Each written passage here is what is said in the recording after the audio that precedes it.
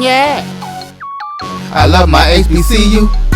And boy, I love it, love it. I love it, love it. I love my HBCU. And man, I hope my team they won one. Yeah. I hope my team they won one. Yeah. Man. I hope my team they won one. I hope my team they won one. Yeah. I tune into the HBCU Sports Lab to see if my team won or lost. If they lost, I'm quiet as a mouse. But if they won, keep tab. I'ma do the dab, yeah. Dr. Cavil, he know what he be talking about. Mike and Charles, they know what they be talking about. They compress the analytic data with this hip hop. If you know them like I know them, they gon' tell you if your team, if they won or lost, and who the ball. So listen to Professor, yes sir, and pay attention, cause he gon' teach a lesson.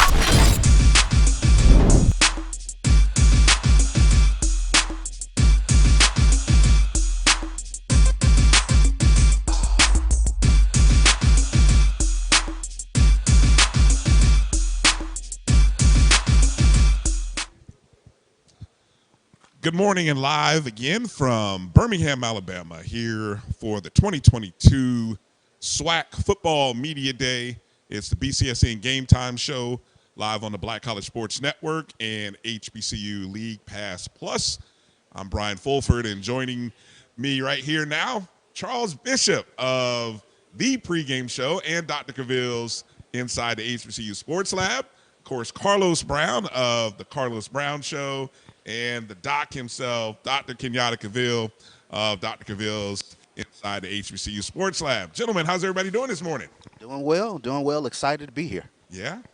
I'm doing well. As you would say, I'm excited, extremely excited. Time to go to the lecture lab. Let's kind of, I know, Carlos, we kind of went through some of this a little bit in the previous segment, but let's get Doc and Charles's let's start with kind of the one among the many. There's a lot of things that we're looking forward to, but what's one thing that you're looking to learn or find out about in today's media day? Doc, I'll go to Doc and then Charles. I think the biggest thing that I'm looking forward to just the natural spontaneity of what may happen. You know, we're always thinking, well, let's look at this. Usually the biggest things happen, what you're not considering. So I want to know what that will be. But also, obviously, the normal. I want to know what Dr. Charles McClellan, what the commissioner will say in his open statement. Usually at these events, he'll drop a nugget or two, something that is significant that the SWAC is moving towards or has happened. So I'm interested to see what that may be. Television, I don't know. It's funny you bring that up. I remember a few years ago, him dropping nuggets about the plane.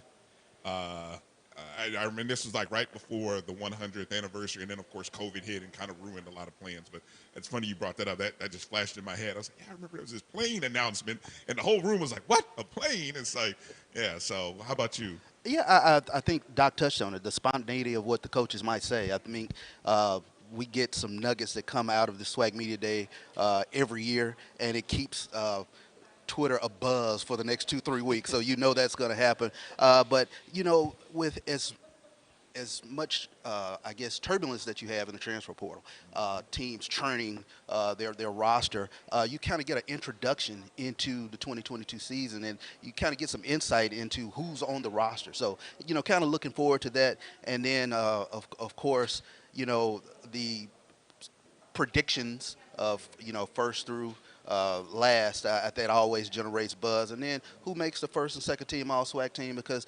inevitably somebody's going to be left off, and it's going to create buzz, and it's going to create that chip on that player's shoulder. So it's always fun and exciting times when those names starts dropping.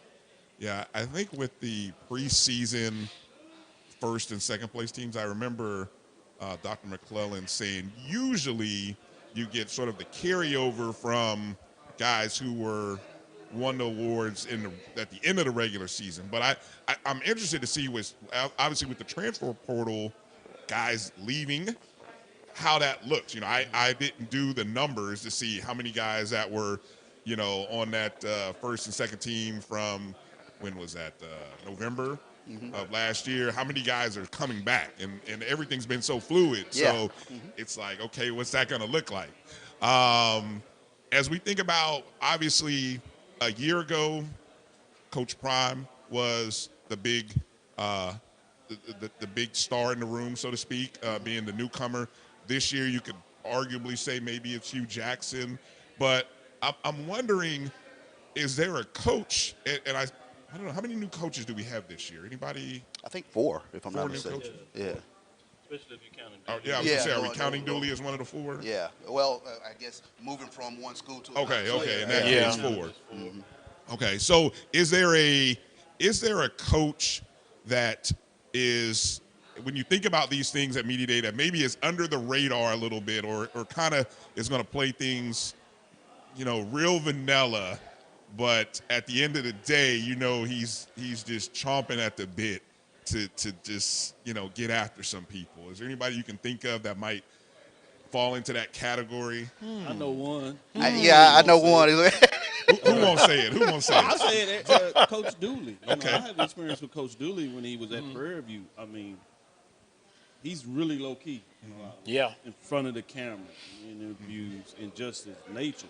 But when it's time to suit it up, or you get him off the camera, when you have a personal relationship with him, he'll give you a lot of nuggets, a lot of jewels, and he burns with the desire to bring home a championship as a head coach. He's done it every level in every capacity throughout his career at different institutions, and to do it at Southern would be significant. So I know he is somebody that you want to consider in terms of dropping that nugget. Another one right down the street is FAMU, Willie Simmons. Yep. Yeah, very competitive. I was thinking him when you mentioned about Dooley. I think Simmons is very similar to Dooley in that respect, where today I think you will get very calm, collective. I don't sense that he is a big fan of these. He plays it real low, but yeah, if you get him personally. To me, it's not that he's a fan. He enjoys it. Okay. Y'all get it twisted. Okay. I work All right. with him. Okay. Again, Okay. there's another one at Prairie View. Willie Simmons likes to talk, and he has something to say, and he likes to share with different people about his thoughts and opinions on things. But he's usually pretty straight to the vest, which is your point in regards to what's going on. But if you get him off camera, again, you have a relationship and you get a chance to sit down with him and have a conversation, he'll break down some things, and you'll be like, ooh, I didn't know Willie went that way. So he's another fascinating one where you'll get one coach speak, if you would, which is not necessarily negative. Most folks think about coach speak meaning they're just saying it. No, it's just the nature of the business. But when you get a chance and you develop some relationship with these coaches in regards to how they think about life and beyond football, about people, family, the community, right, the state of U.S., the world, and they can provide you some perspectives that make you say, wow, I didn't quite think about it that way. That's an excellent point to piggyback what Dr. Cavil was saying. I always talk about on the show that coaches, they're human beings. They have personalities. And with Coach Dooley, I knew I was coming to Coach Dooley, but I agree, Dr. Cavil, with Coach Willie Simmons. And I also would add Coach Sanders, kind of what the thing he does in the community. But it's so interesting with Coach Dooley because he cut his teeth coaching in the profession at Southern University under Coach Richardson. And, just talking to people, that was always a dream. He didn't know if it was going to happen, but to come back to Southern University now as the head coach. So with that being said, and it's pressure. And talking with him, he knows that he doesn't really have a grace period. Some would say a honeymoon period. He has come to Southern University, and he wants to win that championship. So another intriguing, intangible situation for the coaches. I think Eddie Robinson Jr. is going to surprise some people. Okay. Because he's already kind of thrown the gauntlet down, MEAC SWAC challenge. He wants to wrest that crown away from the MEAC and return it back to the SWAC. So he's already What he thought is his rightful place. Return it to his rightful place, exactly. really? Okay. So looking forward to what Coach Rob has to say, and then of course Connell Maynor is a quote machine, and then I know Coach Prime is going to hold court. So Yeah. yeah. So it's going to be fun. I amongst all the notes, and I know Doc inspired me with this when I listened to the show the other day. The matrix, he talked about his matrix of breaking down all the games. I was looking at sort of strength of schedule, and I'm curious what you guys think of this when you hear strength of schedule among toughest and weakest strengths of schedules. Now, this is broken down. AD likes to break down a lot of numbers, a lot of good metrics for the BCSN. So here's the top 5 toughest schedules. This is overall. From 1 to 5, we've got Mississippi Valley State 1, Alcorn 2, Bethune-Cookman 3, Prairie View 4, Alabama A&M 5. And then the weakest from, I guess you'd say maybe easiest, Grambling 1, Texas Southern 2, Jackson State 3. He must be talking about overall. Overall. Yeah. I mean, I did it. Has a weak schedule. Yeah. I don't have my computer laptop with the whole spreadsheet, so I'm not too familiar with the non-conference games. I did kind of do a chart and break out the cross divisions if we get into talking about that. But I can see in terms of a tabulated analysis of how that could be the case. I think what becomes interesting in there is how people's personal biases start to come in. I've seen that in this conference through the years in terms of the centroid is what I would kind of call it, in terms of those that focus on the 4 programs, and now people have added maybe FAMU, Alcorn, Grambling, Jackson State Southern in terms of that centroid. So when they play each other, the rivalry is there in terms of the personal connection of how close those are, how much they've won, frankly, in the conference makes those matches big. So when people see them playing each other, which those schedules pretty much adhere to that in different ways because of the first 2 years in the rivalries, I can see where people would say and have a concern about Grambling being the weakest schedule. So that's the one component. But one of the things I like to look at in terms of that is not just non-conference, because it's hard, because you have the FBS teams in there, which is a challenge of how you're going to measure those. Yeah. Some people play the Division II, and then you have some playing NIA. How are you measuring the strength? So I focus more on just the conference type games, FCS games, and so that changes it up a little bit for me. But generally speaking, I don't have a major problem with that lineup when you talk about Valley having a stronger strength of schedule when you look at some of those opponents. I normally try to parse how I feel about schedules until teams get through September, because like Dr. Cavil said, you have those out-of-conference games, you have those FBS opponents, but October 1st is my line of demarcation, because once you start getting into the thick of things, that's when it becomes fun. It gets real. It gets real, exactly. And you kind of you make your mental notes throughout the month of September. I think I know I did that last year with Jackson State.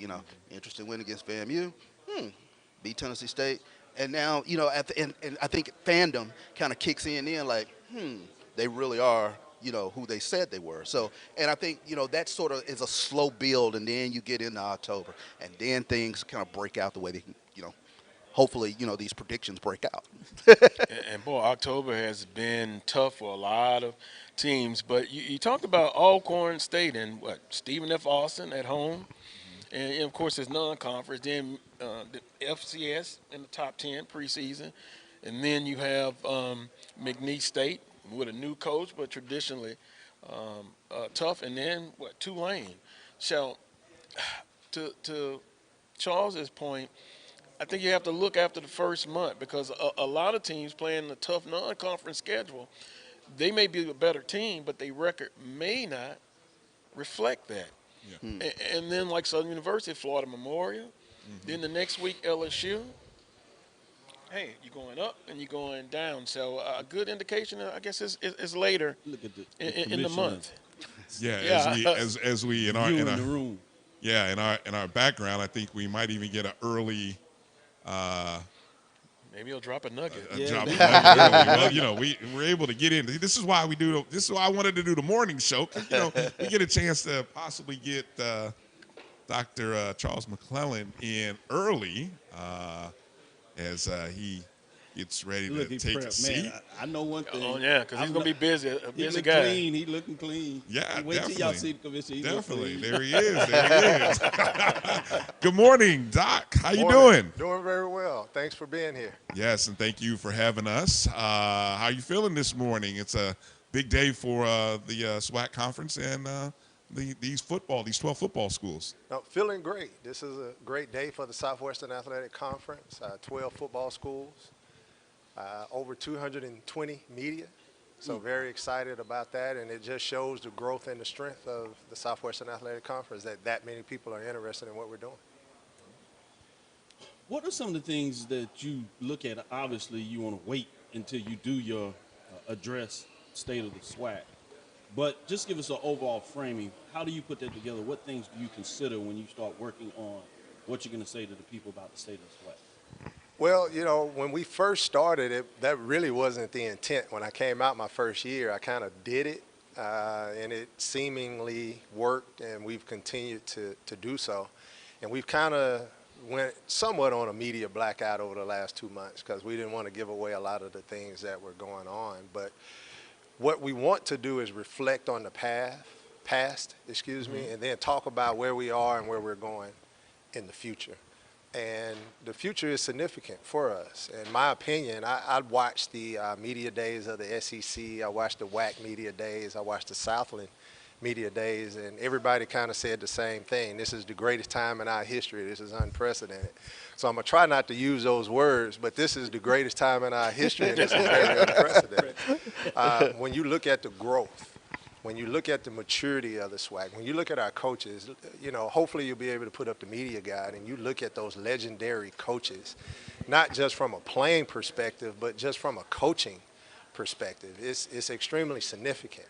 You know, one of the things that I've been extremely, extremely pleased about is all of the interest in the Southwestern Athletic Conference. Now, mind you, some of it kind of caught me off guard when you log on and you see everybody talking about the Southwestern Athletic Conference, right?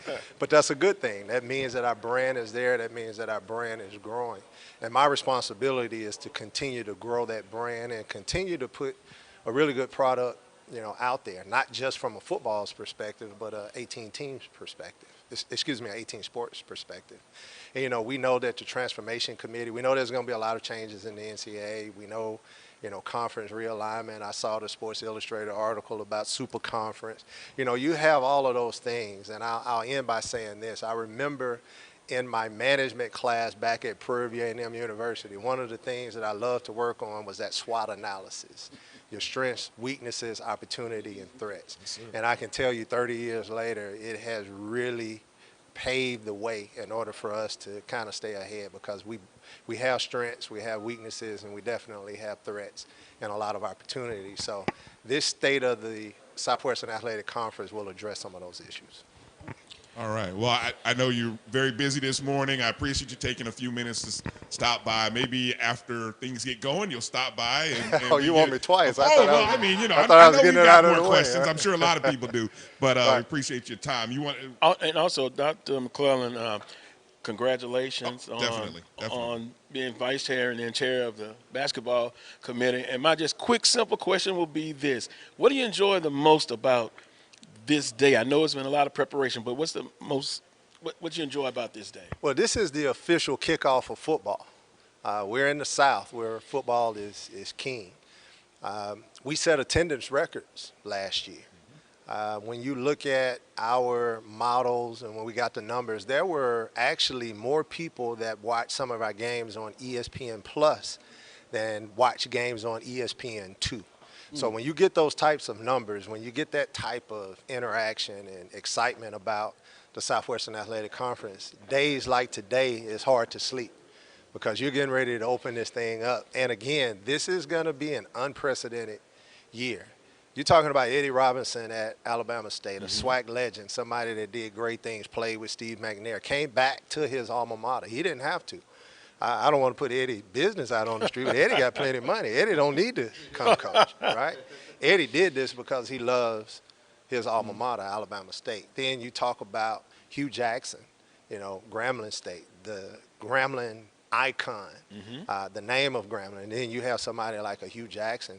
And then, you know what Coach Prime has already done. And then Coach Dooley leaving Prairie View, going to Southern. He's going home. His accent, when you talk to him today, it's gotten even deeper now. He kind of changed it. He had a little Texas accent. He's back down to that deep Louisiana accent. He's comfortable. He's at home. And you anticipate Southern fan base to be extremely, extremely excited, not to mention what Coach Dancy has done down at Mississippi Valley State. They got on a roll last year. So this is going to be, again, a year where you're not going to be able to take anybody for granted. Texas Southern, everybody had them picked kind of down last year. They gave everybody everything that they wanted to handle and actually won some games. That game in Dallas against Southern and Texas Southern is going to be one to watch.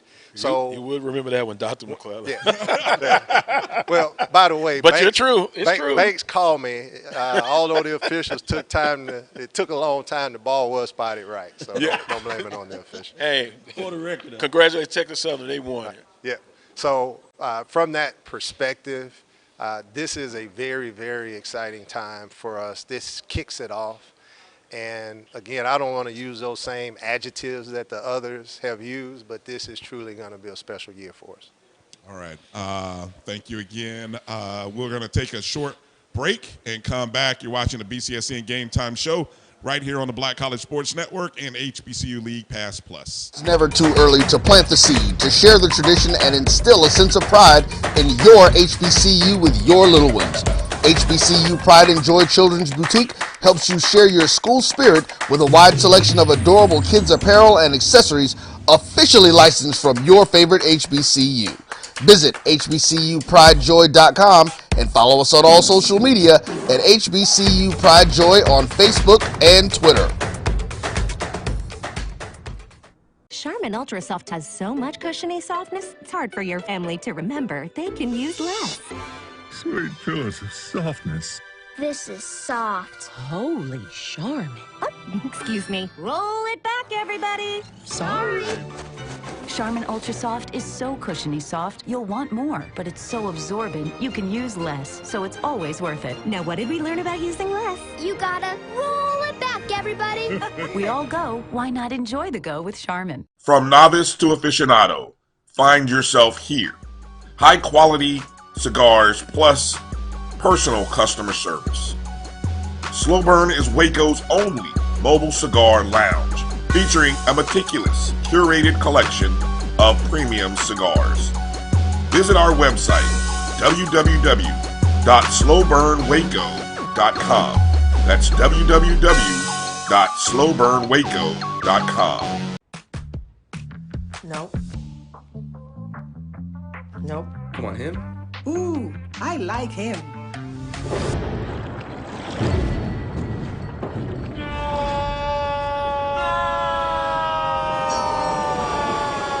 Quick, the quicker picker-upper. Bounty picks up messes quicker, and each sheet is 2 times more absorbent, so you can use less. He's an 8. He's a 9. Bounty, the quicker picker-upper. That's a pretty tight spot. Watch this. Of course your Buick parks itself. That's so you. It's just up here on the right. Of course you know where we're going. That's so you. Kinda got a 6th sense. And a head-up display.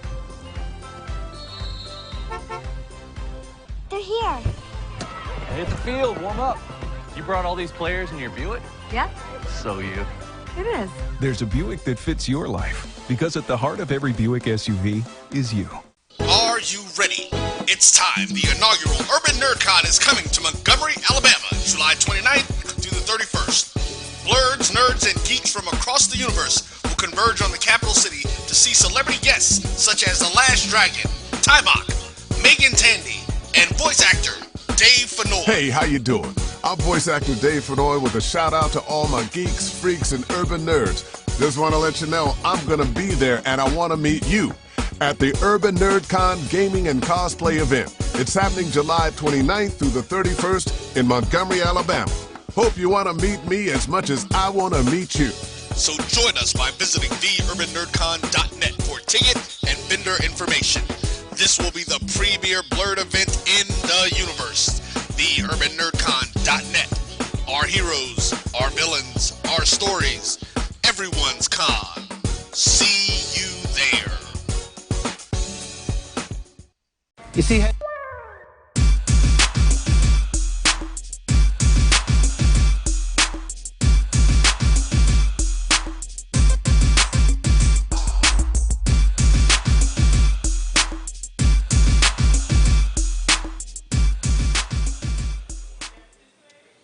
Good morning and welcome back to the BCSN GameTime Show live here at SWAC Football Media Day, and watching us on the Black College Sports Network and HBCU League Pass Plus.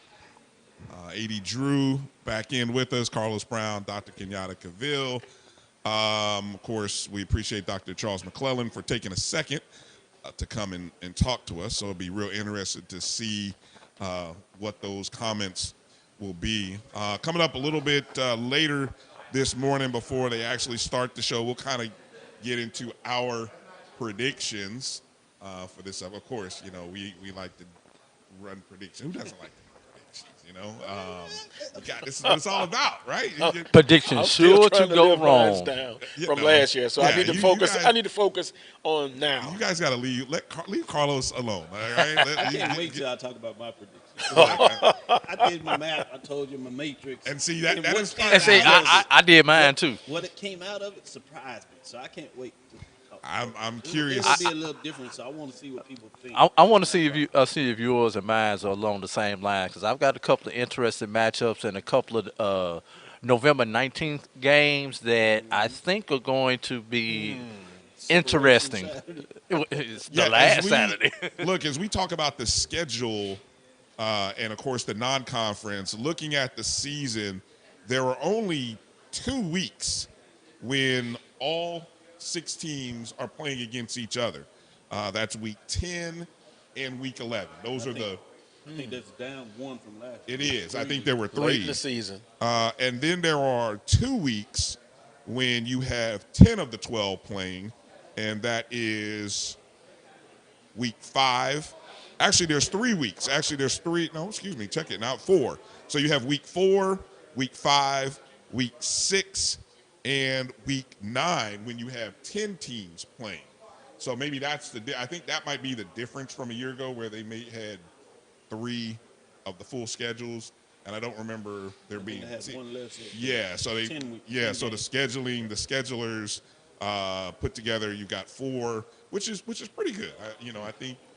Having whatever, so that's pretty much that's 6 good solid weeks where you're going to have 10 to 12 teams playing. And then of course you've got week 8 on the flip side where you only have 2 matchups in the SWAC.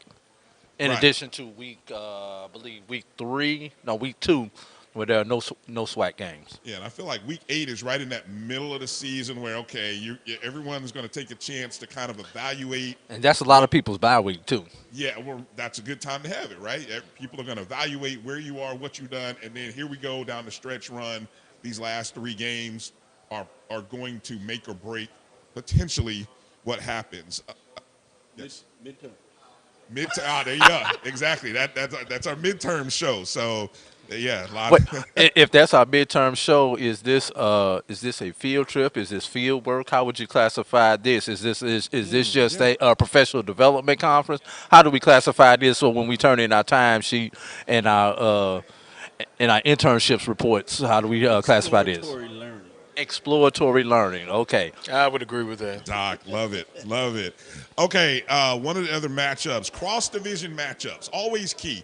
Given the format, of course, East and the West, you're going to play the 5 teams in your conference, but who you play on the other side could somehow determine whether you win, because those games count just as much as, the 5 games. So, I mean, if you win those 5 in your East or West, and then you jump across to the other side and you lose, well, all of a sudden you become 5-3, and that could shape what happens. So, as I looked at, now I didn't do. Well, to your point, as you're thinking through that process, is your divisional games do not really become as important unless there's tiebreakers, right? Because the overall 8 games count towards your recognition. Right. But so those divisional matchups become extremely important in terms of your overall record.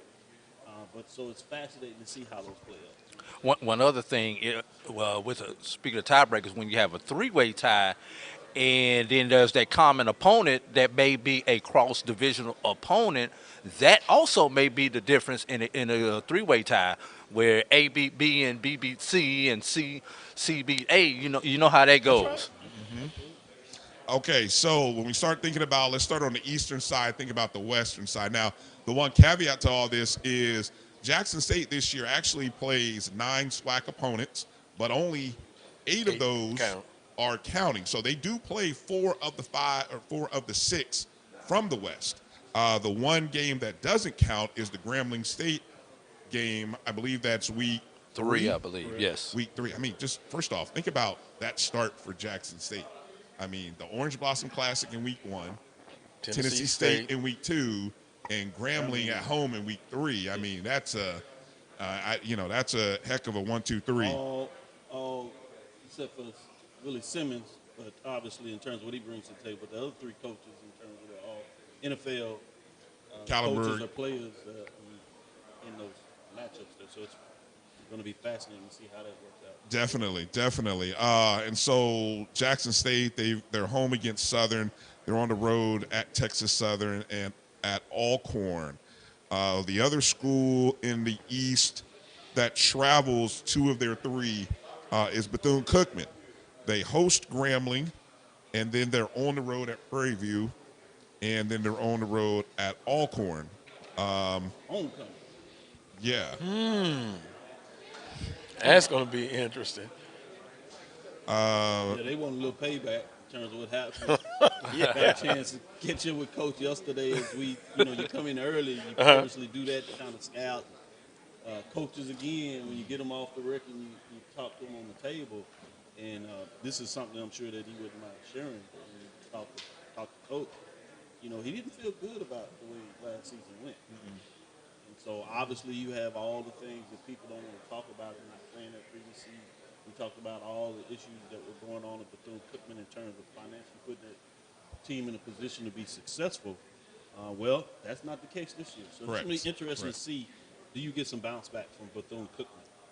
That's a program that has been strong, if not championship level, they've been strong. And so what do they bring back? Dr. Cavil, you talking to 2 rattlers up here. There is nothing about Bethune-Cookman's program that you could tell us that Brian and I do not already know. That's correct. I was talking to the people out there. I can tell when you're looking in your face, it's like, yeah, we know that. But, they maybe can build on and their legacy and the program. Simmons. Yeah. But Bethune-Cookman, big victory against Alcorn State. And one of our colleagues, Charles Edmond, talked about that a week before the game. He had a bad feeling about that game. And Bethune-Cookman pulls off the upset against Alcorn State. In a lot of ways, a key victory from the standpoint that Prairie View ultimately lost on that late fumble that threw everybody out. But because of that Bethune-Cookman, among all the other games, it allowed Prairie View to have the 1-game lead versus being tied, and Alcorn would have had the tiebreaker. So significant in terms of how they played out. Right, that was huge. And when we get to the prediction portion of it, excuse me, Rattlers, I'm going to say a few things about Bethune that may have some eyes turning when we get to the prediction portion of the show. I just want to throw that out. Yeah, I'm already looking at you like, huh? What? Hey, how about this? Alabama A&M does not travel to any of their cross-divisional opponents. They host Grambling, host Texas Southern, and they actually play UAPB on a neutral site in St. Louis. Hometown. So, I don't know how you view the neutral site versus a true road game. The other neutral site that I think is going to be advantageous for them is they play Jackson State in Mobile versus playing them in Jackson. Yeah. And so, obviously, you're in Alabama. But the biggest thing to me is you get out of Jackson without having to play there in that significant crowd that you think you have 30 or 40. But one of my favorite trips, though, Veterans Memorial, Jackson, man, just outstanding.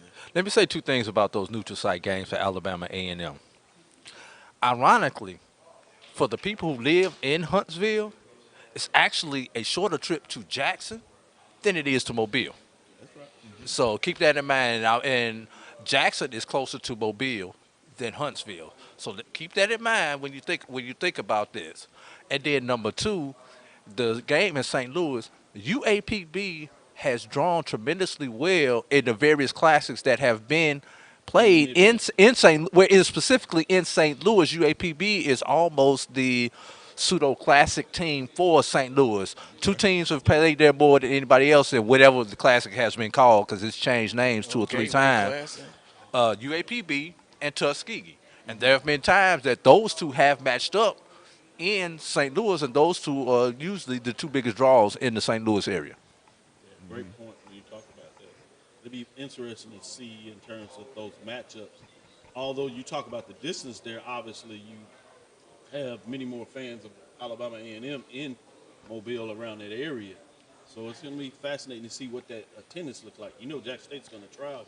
Well, there are a lot of Jackson State people down there in that part along I-10 too. Just knowing. It's more Alabama fans in southern Alabama than they are in Jackson, Mississippi. Correct. Where we played. So it creates an environment where you think they would have a lot of fans at that game. And we know how fans play a component of the matchups. And, you know, you love to have, as a player, having your fans in the stands cheering you on. So it's going to be interesting to see what that looks like. Another game that's going to be fascinating to see, that's also a neutral site game announced recently, is Bethune-Cookman and Jackson. That's going down to Jackson instead of playing at home. Yeah, and I think, and Brian brought this up, the fact that FAMU travels to Grambling that weekend, and I'll go ahead and get into it. I think Bethune is going to make some noise in the East, and I don't want to give away the result of the OBC, but I think a lot of FAMU fans may actually be rooting for Bethune against Jackson State, irregardless of who wins the OBC, to make sure that Jackson State gets knocked out of the mix. Because FAMU wins, they want Bethune to win so that they can get a bigger gap on Jackson State. Obviously, if Jackson State wins, they need Bethune to knock off Jackson State to bring FAMU back into the race. So I think there's going to be a lot of orange and green fans who are going to be undercover with the Wildcats on that one day only. That sounds like Rattler Nation. They might do that. Jackson State, the cross divisions, right? They are traveling to Texas Southern, which was a tremendous game. Jackson State had to win that game in the fourth quarter last year. A lot of buzz, a lot of hype for Andrew Body leading that team this year. Curious, where might that game be played, or where's Texas Southern's playing all their games at? Except for homecoming, which they play on campus. They play at the formerly BBVA Compass Stadium. As you know, the stadium's changed their names every so often. Have some name rights. So it's changed. I can't think of it on top of my head. But that's the home that they share with the MLS soccer program, as well as the Dash and the Dynamo on the women's side there. So it holds about 22. Jackson has a good amount of alumni in Houston, greater area. We know they travel well. They are expected to be doing really well this season. So you imagine they have a lot of people that are having plans down there. Certainly they'll probably have some things that the Alumni Association in that area will do. So you expect a great crowd. It's going to be fascinating to see how that matches up with Texas Southern University. What you want to market and sell, I know what we're going to be talking about going in that, and there's just two young guys, right? Yeah. Shador Sanders, in terms of what he did, and obviously with Andrew Body coming in there. I had those two, obviously, Body in terms of finals for Big Ben Award. Right. Here for the player that plays at the HBCU that's connected with the state of Texas. And you talk about that in Shador, so it's going to be fascinating in the way what that looks like. So I'm very interested in that matchup, at least from that perspective. And then obviously otherwise in terms of records. In Jackson State, they host Southern, and then they're on the road to Alcorn. So that might be the toughest. If anybody's going to look at cross divisions and say what might cost a team, that those 3 games right there that Jackson State has to play might be your toughest 3 as I look at That's also the could Eastern be the beginning. Division. That also could be beginning of what many people would think is a precursor to a championship game. It could be played over. Could, in yes, terms of Jackson State yes. Southern, as well as the FAMU and Southern game. Those are other games. Or Jackson some State people, Alcorn. Grambling and FAMU. Yeah. Jackson and Alcorn. Those are some of the matchups based on how things roll out. Could be where you see an early matchup and then you get a rematch in the SWAC championship game. Wouldn't it be ironic? Wouldn't it be ironic if the Jackson State Alcorn game determines the fate of about 3 or 4 teams? Because that's number one, that's a cross divisional game. Let's assume both those teams come in say 6-1 or in their on their side. So the winner wins East or West. The loser opens the door up for someone else to win. To your point, the East or West. Alcorn won last year. People remember Jackson State. But Jackson State was in no win or lose at that point. Right. It was for Alcorn. What I'm saying is I'm both saying teams. because of the game before that with Prairie View, it came down last year. If they'd won that game, they would have been tied with Prairie View. They would have had the rematch. Right. But the game was. And I get your point, but I'm saying, but for Jackson State, the game was inconsequential. Jackson State had already had it wrapped it up. Other side for Alcorn, it mattered. Won, they would have had a tied record with Prairie View. Prairie View, yeah. They had the head-to-head matchup, so you would have got a rematch in terms of what that looked like. Yeah. So that game counted heavily in terms of who was going to play in the championship. Yeah. It was between Prairie View and Alcorn based on who won the game. But I'm thinking that particular game is going to clearly knock someone out and vault the other person to the winner. Wins their division, loser goes home. Somebody else winds up representing in the. I think that game on that second to last Saturday, because you still have Turkey Day and Bayou, will be the game of the season in the Southwestern Athletic Conference. AD like it's not enough pressure going into. I'll give you a little hint season. in terms of my matchup. I don't have it mapped. Wow. Okay. I want to see this. Focusing on the western side now, what I found pretty interesting, obviously, quite a few of the schools are playing. Well, 4 of the 6 are playing 2 of their 3 on the road. Alcorn has the advantage of they travel to Mississippi. Yes, they travel to Mississippi Valley State. That's a rival. Okay, but then they host Bethune, and they host Jackson State. That's an advantage, I would think, for Alcorn overall. You get those teams in your stadium. Spinks Kasem, I think if I have the name correct of the stadium, which we've seen be an electric atmosphere for football. We've seen that on television, so I can expect those 2 home games to really be big. It is tough to play there.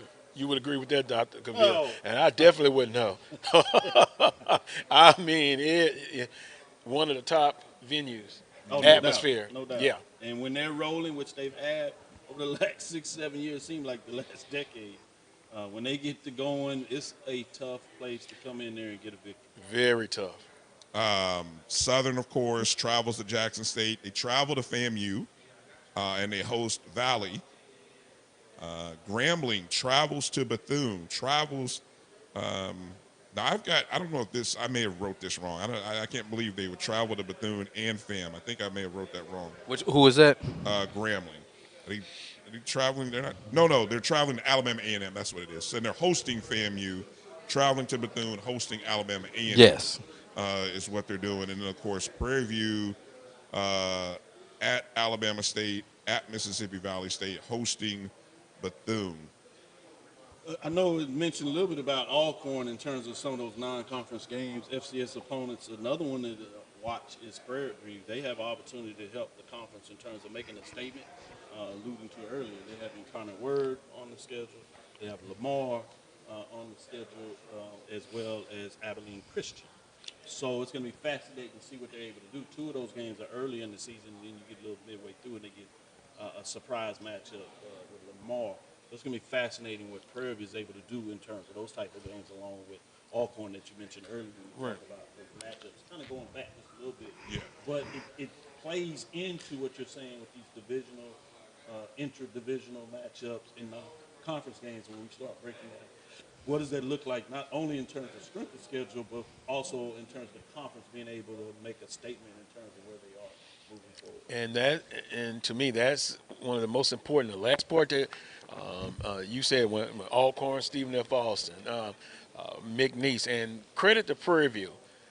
Even when Coach Dooley was there, they have a history of playing those type of FCS teams from the Southland. So, I think those are the kind of games you have to play, and I may be in the minority of thinking on this, and win those type of games. It helps the conference overall. Well, if you play them, I certainly think you have to win them. I'm always balanced between what works uniquely for the culture, where you are in terms of regionality, in terms of what you play. It helps in terms of Prairie View because they're out west, right? It's going to be harder for them to bring in a MEAC team, right? I understand. Because of just the distance. So credit that they play those games because they could line up on NIA programs, which they did as they were rebuilding the program. But over the last decade, as they like to be with the full scholarships, recruiting-wise, they're right there in the mix in terms of playing the Southland and now the WAC that is back in those matchups. So they've played it over the year. But a lot of that is just regionality and need to make schedules and matchups that they play those games versus if you're talking about like an Alabama A&M. Coach Maynor doesn't run for it, so he's able to do it with some of those teams. But there's other than playing in the OVC, it's a little more distance in terms of playing some of those teams. You might get a little more of it because you got the Atlantic Sun that is brought in football, so you can do it. But Alabama State, Bethune-Cookman and FAMU, they have the ability to play some of those MEAC teams now that become non-conference games. South Carolina State, maybe a North Carolina Central. To me, in terms of what that does for your home tennis, the relationship there, it makes sense that they play a little more of those games. Plus, they don't have the FCS number of teams in Florida. All those teams have moved up to one. FBS. 1A, right? Right. FBS. So you got to also look at the regionality in terms of what are your options when you schedule a game. I know in Southern's case, you're right that you're concerned about some of those non-conference games in terms of not being FCS. Florida Memorial. Virginia Lynchburg, yes. Because they have the option of Southland teams in that area. But on the first year, rebuilding the program, I'm sure that will change as you move forward. But to your point, I see where you're going at. Most importantly in your statement, when you do play them, we need you to win. And recruiting-wise, I mean, you're recruiting against some of your FCS brethren, and then the state of Louisiana has a number of programs. To say it's not a population-wise a big population state. So, well, taking a look at some of the non-conference games, I know we're kind of going off script a little bit, but Alabama A&M plays not one but two FBS programs this year, where they play Troy and Alabama Birmingham. So, like you say, on the flip side, you have a Southern who plays NAIA Florida Memorial first game. and NCCAA. Got enough C's in there? I think I may have too many A's. Virginia Lynchburg, and yes, Virginia Lynchburg is everybody's prom date this year for homecoming. Ask you, how many? But they're no stranger to the Southwestern Athletic Conference. They're no stranger to anybody's conference because they're a pseudo MEAC team this year because I think they played 5 of the 6 MEAC teams this year. Let's get ready to take a break. I wanted to ask you, and I know you've charted this, and you brought it. We talked about playing what we call affectionately the HWCUs. So I don't know how many of those how many of them are on the schedule, because that is a big hurdle for the conference, especially over the last few years. So I don't know if you do a quick number and see how many of those games there are. FCS teams like that, not counting against the HBCUs, but just those. And then we come back, we can kind of chat on that. So we'll take a short break, come back. You're watching the BCSN GameTime Show live at the SWAC Football Media Day right here on the Black College Sports Network. and HBCU League Pass Plus. You see, Head & Shoulders has Scalp Shield technology, protects against flakes even between washes. It's never not working. Kind of like us. We're never not working. Number 15? That's my rub. Ooh, nice. Never not working. Never, ever, never, ever not working. Welcome everybody to Juneau, Alaska. I don't like this one. Me neither. Let's get out of here. Dandruff protection that's never not working. Head & Shoulders Scalp Shield technology. Some carriers will give you just one measly entertainment subscription. One is no fun. With Verizon, there's up to 7 entertainment subscriptions with your unlimited plan. That's 7 times the... 7 times the... No! 7 times the... Music, gaming, Disney Plus, Hulu, ESPN Plus, and more. That's 7 times the entertainment! Because everyone deserves better. And with plans starting at just $35, better costs less than you think. At CDW, we get speed as the new currency of success. Our team spends way too much time tending to outdated applications and software when they should be focused on driving application agility and innovation. CDW Amplify Development Services modernizes software and application development to help accelerate innovation and digital transformation. So you mean building new applications, UI, and mobile interfaces? Well, you said you needed to innovate more quickly. Oh, so he's a listener.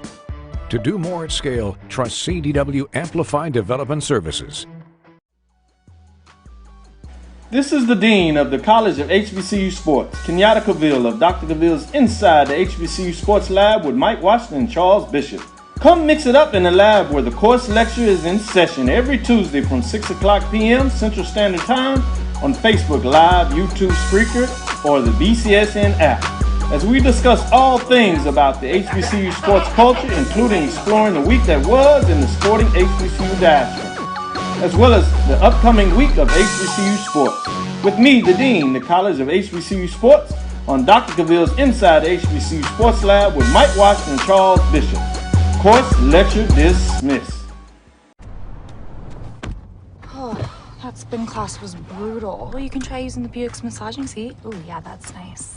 Can I use Apple CarPlay to put some music on? Sure, it's wireless. Pick something we all like. Okay, hold on. What's your Buick's Wi-Fi password? Buick Envision 2021. Oh, you should pick something stronger. That's really predictable. That's a really tight spot. Don't worry, I used to hate parallel parking. Me too. Hey.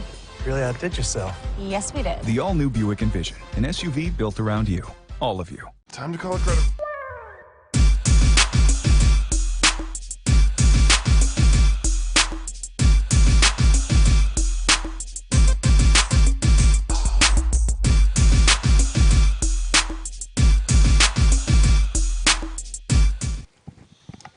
Welcome back to the BCSN GameTime Show, live here in Birmingham, Alabama, SWAC Football Media Day. We are probably 15 minutes away from the show starting, and then, obviously Dr. McClellan will give his opening statements. They'll do the photo op of all the coaches as the 220 members of the media are filing in. I think the players and coaches are here as well, and after they start that cycle, we will sort of jump in and do our various interviews with coaches and players, of course, from the various shows. Prediction time. Prediction time that we're all looking for. Let's start here. I'm going to start here with a bold prediction. So I want to go left to right, starting with you, Drew. I want you to give me a bold prediction for this upcoming. But again, this is bold, so don't be scared to jump out there with a parachute and be bold here. Bold prediction, Drew. What do you got? My bold prediction: on that third Saturday in November, Jackson State, FAMU, and Bethune-Cookman will be in contention for the SWAC East, where the winner of the Florida Classic will be waiting, and I don't remember which game starts first, on the winner of the Jackson State Alcorn game. So those two games will determine both races. Bold prediction. Wow, Drew. That's strong. That's strong. All right, what do you got, Carlos? It's going to be a simple one. Bayou Classic. Southern puts up 50 points. Whoa. That is a bold, yeah. That is bold. Because that's bold with hot sauce. This rivalry is really intense.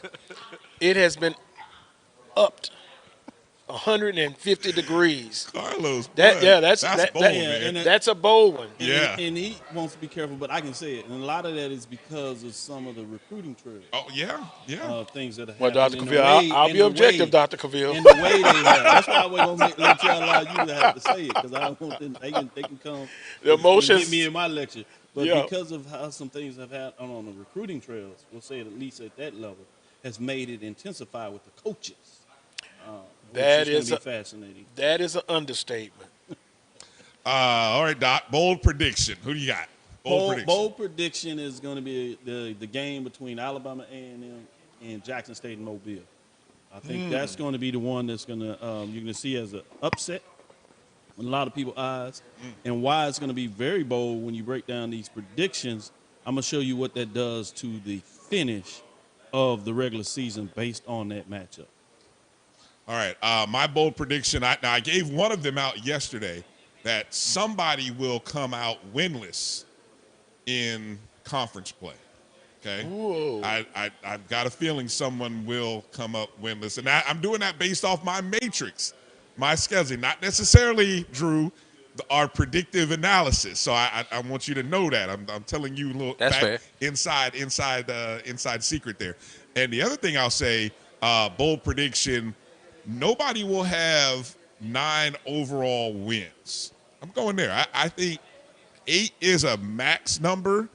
9 overall wins? 9 overall wins. I think nobody will have 9 overall. No double digits. That is bold. Going into double digits. By when all going into both championship games. Going into the championship game, nobody will be sitting there at 9 or 10. 11-1. Right. Nobody will be sitting there that strong. 10-1. I have just the opposite of that. Okay. Another bold one I put in. I have a team that's going to have 10 wins. Wow. Okay. Well, I'm going to go the opposite. Okay. So since we're going back around the horn, did you want to go first? Since we're going back around the horn, another bold prediction. Look, that's Drew. Look, Drew. See, come on, Drew. All right, let's get the 2 teams. real quick. Come on, because we got to go to predictions here. Time is ticking. Look, I think there's going to be so much parity in the SWAC this year that a 5-3 record will win one side or the other in the SWAC, and I really don't think anyone will do better on either side better than a 6-2 record. I think there's that much parity in the SWAC this year. Okay, let's get the conference predictions. Sorry, producers looking at me like, "How you just did that segment?" Predictions overall. Now I don't know, what do we have graphics for? Do we have East? Okay, let's go East predictions. These are our East predictions. We do have graphics here. Oh man, you guys. The predicted order of finish in the SWAC East. I'm not a homer. Yeah, so it looks like between Carlos, AD, Doc, Charles, and Mike Washington, all going with Jackson State this year. I will be the lone wolf picking FAMU. Now, this doesn't mean... Is that because you do the ONG strike zone? Just go ahead and tell the truth. This is because I have FAMU beating Jackson State and OBC. Now, I don't know about the rest of you guys. I don't know if that plays out. I don't know. Anybody want to share? Yeah. I actually have Jackson State beating FAMU. I'm done with you. Carlos. But FAMU going to come back. You know what? My prediction says Jackson State in the East, of course, but I would not be surprised if FAMU finishes first. But the Orange Blossom Classic, I think FAMU gets it. Okay. Yeah, I have Jackson State beating FAMU in that matchup. Okay. But what my matrix, where it gets interesting, I actually have a 3-way tie for first place in the East. Wow. With 3 teams ending the season at 7-1, and all of them essentially beat each other. Jackson State beating FAMU in the Orange Blossom Classic.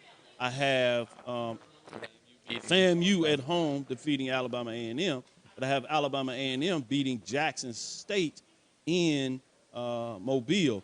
The thing that I'll talk about there is the last thing I want to add is I got Jackson State getting the tiebreaker because they will have the highest ranking in the top 25 poll because they'll be at 10-1 for the full season. All right. A question: Does is there any common opponent? What tiebreaker is there with the ranking? Because I know Well, the first there's a pecking tiebreaker would order. be Obviously, throw head-to-head out with a three-way. Head-to-head, and then you go into the matchup. The second and third one, where you get into poll rankings, is like the third tiebreaker. Third tiebreaker. Essentially, that's what it would get to because they all beat each other. Okay, that's right. That's what I was trying to figure out. Number 3. What's interesting, Doc, you mentioned having 3 teams tied at 7-1. I've actually got FAMU winning by 2 games over Jackson State and Alabama State there in second. I noticed a lot of us. What do you have them finishing? 6-2 or 7-1? 5-3 actually. 5-3. 5-3. And so you have Jackson State finishing 5-3. 5-3. Along with you have them tied. I have exactly. I have Jackson and Alabama State at 5-3, and I think the tiebreaker is I have Jackson State beating Alabama State, and that's why I have JSU at 2. Brian, if that doesn't go right, you'll feel the wrath. Look, Jackson State. we already know. I've dealt with it for. I'm on the wrath for a year. Look, I'm on 340 something days of dealing with this. So I mean, look, I can't. I please come on, OBC. They had 9 years of dealing with Bethune. Yeah, so I'm prepared. That year is nothing, Joe. I'm prepared for that. All right, let's jump over to the West real quick and let's look at our West predictions. This should be interesting. Okay. Let's see. Carlos going even with split. Southern. Drew going with Alcorn. I'm going with Alcorn. Doc with Southern. Charles with Alcorn. And Mike with Southern. Interesting. So 3-3 there between Southern and Alcorn. That's our predictions. I think that second place spot by AD as yeah, well. That's interesting, Drew. Texas you Southern and finishing second. wow, you guys were looking on each other's paper there. For your top threes are very similar. And I'm gonna say this. I'm going back to that Jackson State Alcorn game. Obviously, the winner first of all, the winner of the Labor Day Classic is going to have a leg up in the West. I think Texas Southern gets them. If Texas Southern gets anything on defense to go with that high-powered offense they had, they're going to be like Alabama A&M was 2 years ago when Glass was just all over the place in the SWAC. They got it on offense and they had just enough defense to go ahead and win it. That's what I see Texas Southern as number one. But going back to that game, Alcorn loses that game, it could open the door for a Texas Southern to be the representative of the West in the championship game. To your point, what's interesting in that first 4 weeks, you'll find out about Texas Southern because they play Prairie View and Southern in the first 4 weeks. Exactly. They'll either be in or out by October. And it's funny you say that because I've got Texas Southern winning 3 of those 4 in the SWAC starting off. What's your margin there? What's your margin there? I've got Alcorn winning by 2 games in the West. What's your matrix? I have Southern winning by 1 game. Okay. Overall record is 6-2, but they finished 5-0 in the division. But 2 of their crossovers, which you talked about earlier in the segment, that's where they got their losses in there. But I see a matchup between Jackson State and Southern in the championship game. I have Alcorn finishing game back at 5-3.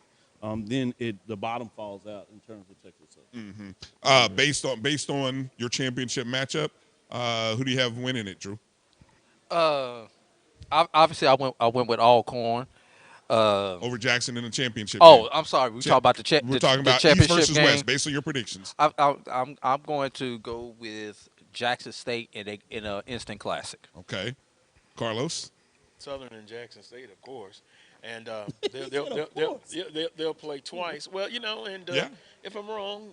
I'll come back and say it. With you. You will, but I just like the confidence in it. You said, of course. Well, did you expect him to say anybody but Southern? Well. No, I did not, but I didn't expect him to say, of course. But then we have a couple of colleagues here that agree with me, so that's great. But not on the island this year, Carlos. Southern and Jackson State. Question is quickly, where will the game be played? Will Southern visit Veterans Memorial for the second time, or will it be at AW And that's Mumford based Stadium? on what? Again, is that who has the best overall record? And then there's some tiebreakers. They use the same tiebreakers. In mine, I have 7-1, as I said, for Jackson State, and Southern at 6-2. So therefore, it would be in Jackson. To your point, if it's tied, then the tiebreaker would be head-to-head. So if they both finish at 7-1, and that loss is Southern winning their game on the road, then they would host the championship game. But I have Jackson State hosting. October 29th, my birthday. Circle that date. Circle Southern that date. at Jackson State. You talked about that a few times. Somebody's got to make me happy. Wait a minute. Don't be surprised if Dr. Cavil just goes to work for the SWAC championship game, because there's a chance it may be played in Houston, Texas, where Texas Southern may be the host. Doc, what do you your championship game outcome? I have Jackson State winning, getting it done in a nail biter over Southern at home, and I give the edge because they are in Mississippi Memorial Stadium. All right, they get a chance to go back to the Celebration Bowl and see if they can get it right this year. All right, I'm already on wax. I've already said it last night. FAMU Alcorn, but it will be. I'm gonna say it'll be in Bragg Stadium. Overall, I'm going with FAMU having overall best record amongst all the teams. It'll be close, though, because I got to think, if both teams finish with 8 wins, which is what I'm predicting, where's the next tie break go? Because Alcorn and FAMU don't play each other. Well, then the next one goes, the third one is, what is your ranking in the FBS? Oh, wow. Which is what I said, why I got Jackson State hedging them up. Because they start higher, and they're not going to have real quick, 15 seconds. I would say preseason, that would give FAMU the advantage over Alcorn, because they're right now they're ranked higher than Alcorn. That's what you want to keep. The last thing I want to say real quick is FCS playoffs. I have FAMU and Alabama A&M finishing 8-3. Does that give them a chance to get back into the playoffs? Yeah, that's interesting. All right, beat them in the regular season when you play them. That's our morning show, and we're gonna pause and go to the live Dr. McClellan and that information that he'll share, and that'll be actually you go to ESPN Plus to see that, ESPN and then 3. We will be back. Okay, that's coming up at when? At the top.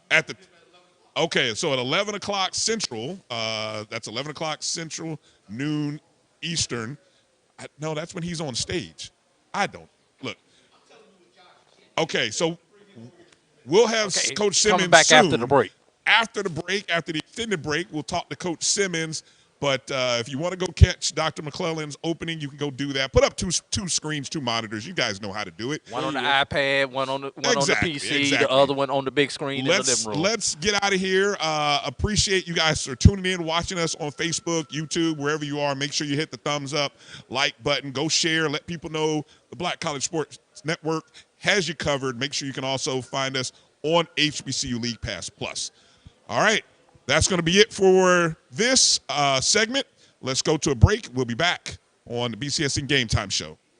Company to fix my credit. Hold the phone, man. You can do it yourself with Credit Versio. That's way too hard. Call the credit repair company. Most credit repair companies only work on 1 or 2 accounts at a time, making it slow and expensive. You won't figure that out for months. Ignore him. Credit Versio's brilliant software scans all 3 credit bureaus, finds the accounts that are hurting your score, and guides you through the entire process. Anyone can do it.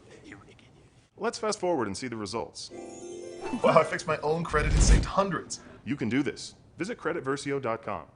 Are you hungry for authentic Caribbean food like jerk chicken, oxtail, red snapper, shrimp, tofu, and rasta pasta? Well, find your way over to Mango's Caribbean Restaurant, 180 Auburn Avenue, right next to Royal Peacock in downtown Atlanta. Them belly full, but we hungry. Mango's Caribbean Restaurant, open daily from 11 a.m. to 10 p.m. And on Friday and Saturday, we're open till 4 a.m. Come to Mango's and put some spice in your life. Oh, we've got a good thing going. Mango's Caribbean Restaurant, 180 Auburn Avenue, right next to Royal Peacock in downtown Atlanta. For more info or directions, call 404-698-3992 or log on to mangoscaribbeanrestaurant.com. For instant coupons, text MANGOS to 313131. Tell your mama hungry, papa hungry, brother hungry. Mango's Caribbean Restaurant, authentic Caribbean cuisines. Open up the door, tell them mama hungry.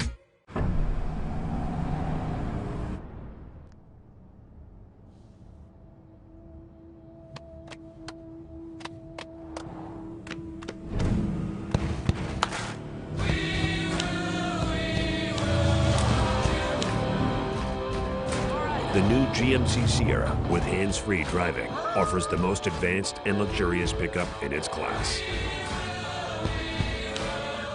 Yeah, it rocks. If you think all pads are exactly the same, think again.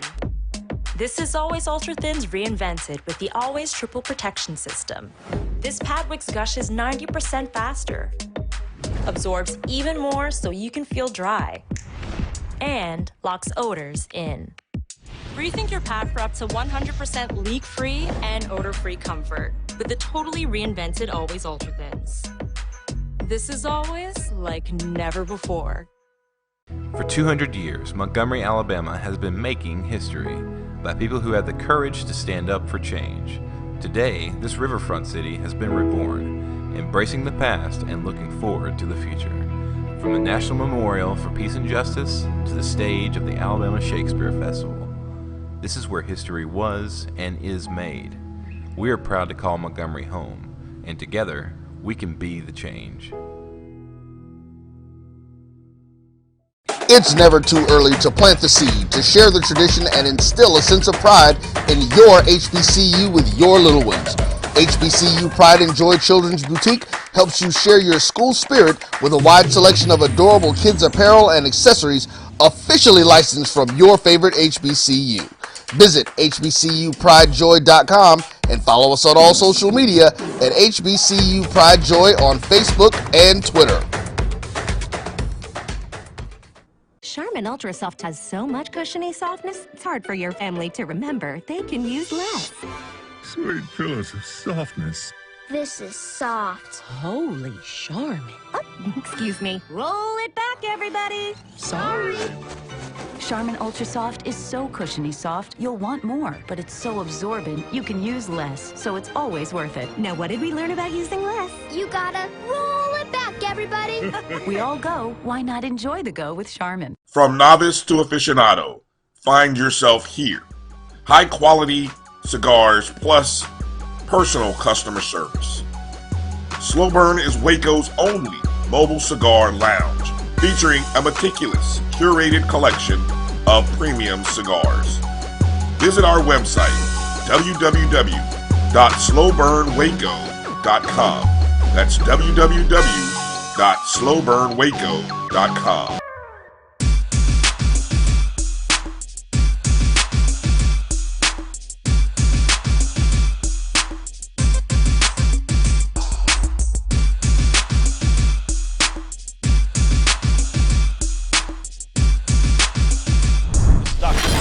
The HBCU Sports Lab, a special presentation of BCSN. I have none other than the VP of Athletics at Jackson State University and none other than Coach Prime, head football coach of Jackson State University. Of Athletics? Who the president? Vice president. How you the vice president of Athletics and you the AD? You didn't tell him you got a title? Vice president and director of athletics. But how is that? You should be the president of Athletics. Who's the president? I got you. Of athletics? Yes. He's the president. Huh? Of athletics. Right. Makes so sense. the VP of what? He's the VP of what? Vice president. Previous is intercollegiate, but you want to be the president of athletics?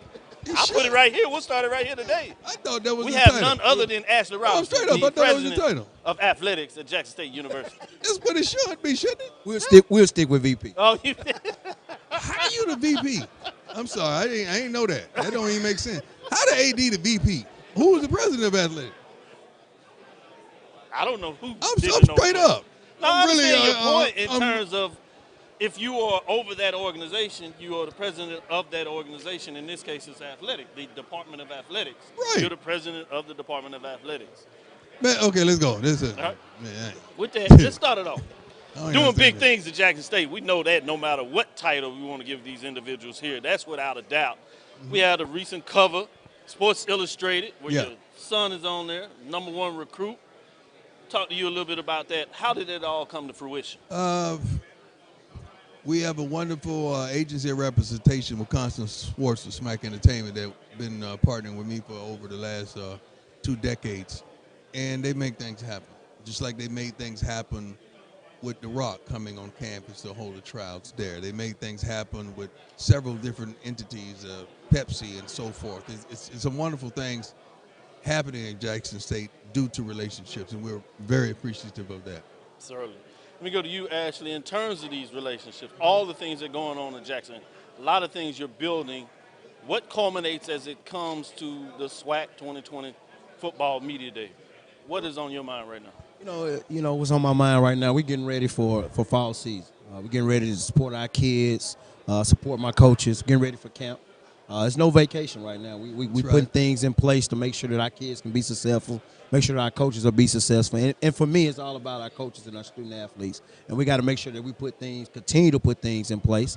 And that's a lot of work. It's not something that people pick up and you start one day. One thing I love about Coach Prime, anything that has football involved in, he's touching. It doesn't matter what it is. Coach is very involved in everything that goes on to have what his kids, have his kids going on. Whether we're eating, whether it's hotel, whether it's uniforms, and that's what I love about Coach. I tell this story all the time. A lot of times when you hire a Hall of Fame coach, you have a coach that had a success, a coach best athlete of all time. They come to practice for 2 hours and they leave. Coach is up at 4:30 in the morning calling me, hey, let's go to breakfast. Let's talk about this. And he's there. And he's there until 8 or 9 o'clock at night. He's involved in that program every single day. And I knew from day one when Coach came on campus, I said, we're going to be successful because of his work ethics, his vision, his coaching staff that he's hired, and what he expects from his coaches and his student athletes. And it takes work. And Coach Prime, he has done a really good job when you're talking about changing the culture of Jackson State football. He's done a really good job of setting that tone. He's done a really good job, the vision that he has for the program. And it's something that he's very, very passionate and serious about. This is something he really don't play about. And I respect that. I love that. As the athletic director, you have to be good partners with your coaches. That's right. And you have to support your coaches and your student athletes. And that's the thing I love about, what Coach is doing every single day. And he loves that passion that he has for those young men and young women. And I say young men and young women. We have a lot of young women in our program, our managers, our trainers. It's very important to our program. And Coach makes sure that he has a vision and a plan for them. And he takes passion in supporting them and giving them things they need to be successful. Let me follow up with that culture and passion you're talking about. And as you developing that, you've seen it at the highest level, what it means to develop a culture. In and outside of that word. I don't know what the word means. And I don't know what the word culture means. Like, what does it really mean? Because it has so many different definitions. When I talk about culture, I'm talking about in terms of your organization. There you go. Right? What we've created. What you created, Gotcha. right? Gotcha. Singular, like Jackson State University. Okay. When you were with other organizations, you held them to a standard. Yes. You won championship, played for World Series because of a culture of excellence. And a commitment to excellence. Right? Right. And so a unified commitment to excellence. And so as you bring that everywhere you go, talk about the challenges of getting folks to understand what it means to be champions at every level throughout an organization. I'm very fortunate to have AD. When I tell you very fortunate, every head coach is not equipped with a man that understands, a man that knows, a man that's a forward thinker, a man that you don't have to wait on, he's going to be there, a man that's willing to step outside the box and think in the entirety and not just the individuality of what we're trying to do. And you got to understand, we feel as though we're a model for a multitude of HBCUs. And you can say that it's braggadocious or whatever you may entitle it. That's who we are. So we're trying to do things right because we know there are people watching. There's people emulating us and imitating us. And we want to get it right. We want to perfect it before we package it and disperse it out into the community. Absolutely. And that's what we're doing. Good. Talk about a little more about how do you package that? When you talk about going through a day, you said getting a call at 4 o'clock in the morning to talk about business, about moving things forward in an organization.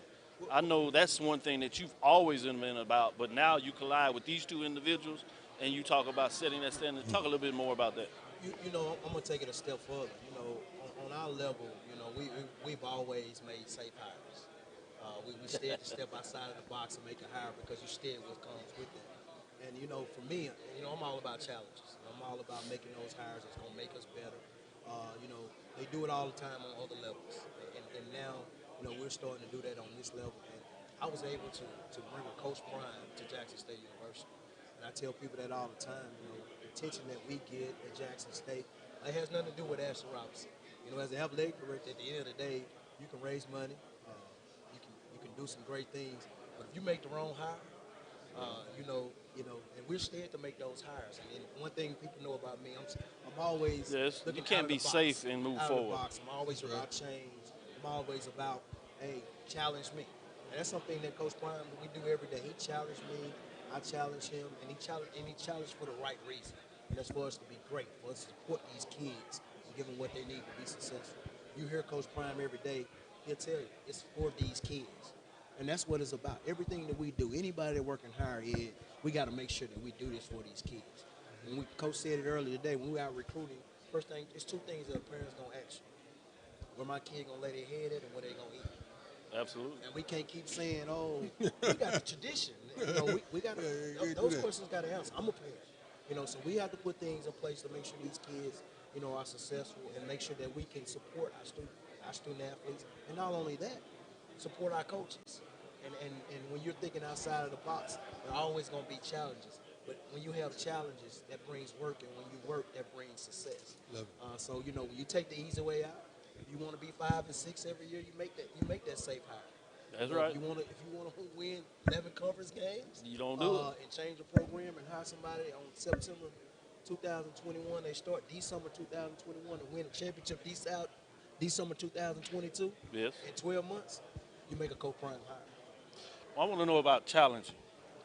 As you said, how do you challenge folks not to be part of the status quo? I'm a straight shooter, my brother, and I do my homework. And what we do at Jackson is not for me, and it's not for Ashley. It's for those kids.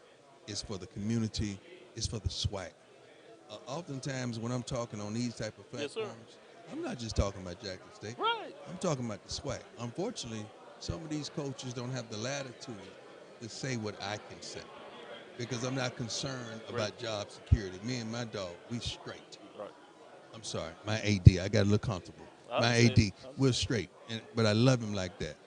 So we're talking about we're trying to improve the whole house, man, not just Jackson. It would be ignorant of us just to improve what we have and not think about our brothers. I've bonded with some wonderful men out there. Coach Dancy. If he had the resources we have, he'll probably kick all our butts. Let's just get that straight. Yes, sir. Coach Simmons. Right. You know, Coach McNair. And some of the others that Coach George, you know, Hugh. Mm-hmm. These guys are unbelievable coaches. Yes. They can coach at a multitude of levels. I just want to help them attain the resources and the infrastructure and the business practices that should be. We shouldn't have to relinquish what we believe is right just because. Right. We should expect it. We should expect our programs to operate like other programs. We got to expect that, man. We got to quit talking about it and truly expect that. Right.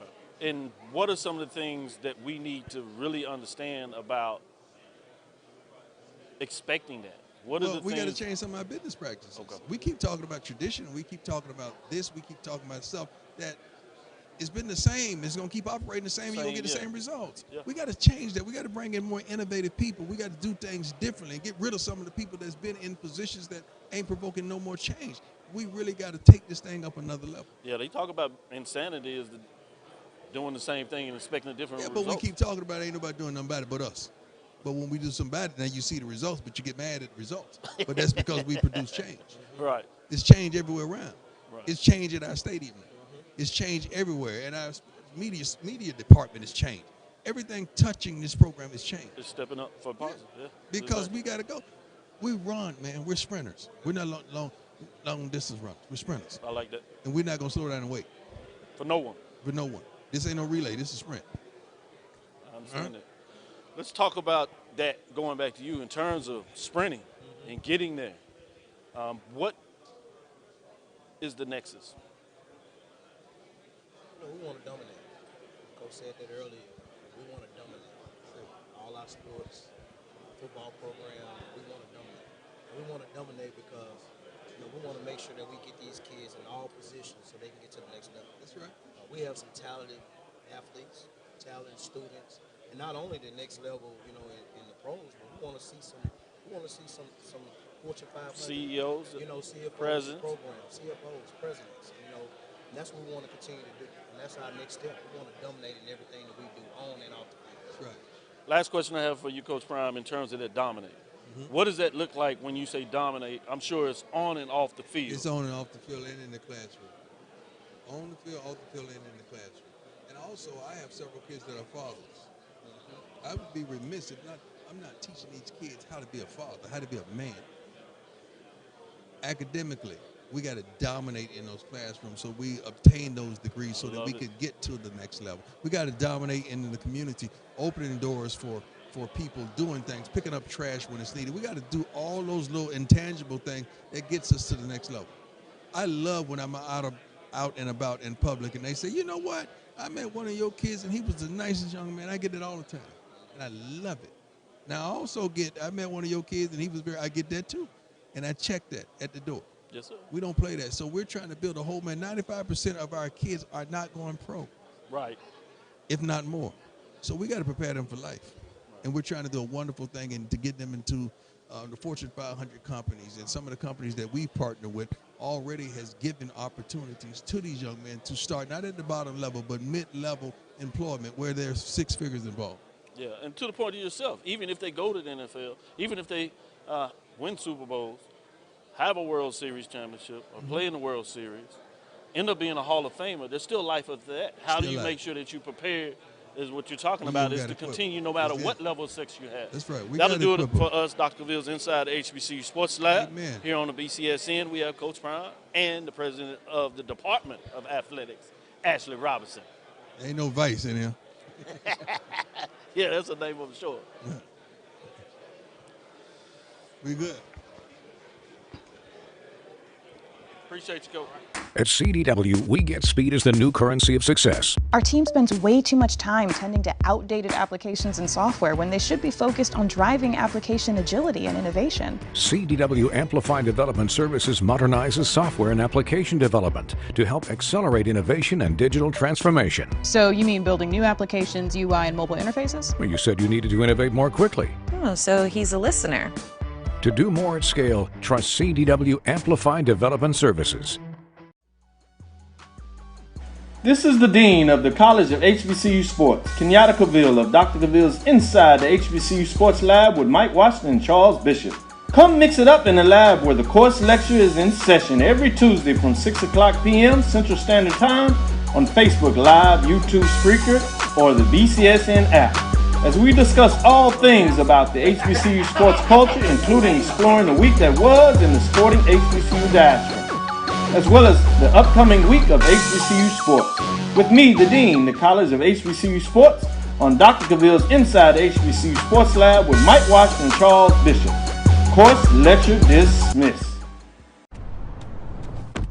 Oh, that spin class was brutal. Well, you can try using the Buick's massaging seat. Ooh, yeah, that's nice. Can I use Apple CarPlay to put some music on? Sure. It's wireless. Pick something we all like. Okay, hold on. What's your Buick's Wi-Fi password? Buick Envision 2021. Oh, you should pick something stronger. That's really predictable. That's a really tight spot. Don't worry, I used to hate parallel parking. Me too. Hey. Really outdid yourself. Yes, we did. The all-new Buick Envision, an SUV built around you, all of you. This is Dr. Cavil with Inside the HBCU Sports Lab with a special production of BCSN. I have none other than the head football coach at Prairie View A&M University, Bubba McDowell. Thank you, sir. Have you gotten used to that? I've gotten used to it. Oh, that's good. But That's good. You deserve it. You can say it again, though. Head coach of the Prairie View A&M University Panthers, Thank you, Bubba McDowell. Thank you, sir. All right, no problem. Well, let's talk a little bit about it. I know you're preparing for the big season this year in terms of that. What has been some of the transition been like for you? Oh, it's been challenging. Again, making sure that the kids stay focused. With their downtime and with them transition from Coach Dooley to me. Now we all got we both got different views, different values, different philosophies. So and again now just me trying to put my philosophy with theirs, match it, so we can get ready to go for camp. I know coaches don't want to tell all the secrets at this time because, you know, other folks come back and watch, so we understand that. But give us a little idea from an offensive and then defensive side of the ball. What are the things that you want to get done, or what type of offense do you plan to run? Either way. I mean, again, if everybody know PV, one thing we do have, again, we got a big offensive line up front, and we got a host of talented running backs back there. Yeah. So we're going to be switching them in and out. Okay. We got a couple tight ends that we're going to be using in and out, guys that can actually spread, that can come in and block and also be spread out, and we do that again just to keep guys from getting their players on the field, so we can go fast. We still want to go fast. Okay. And again, we want to be able to stretch that field.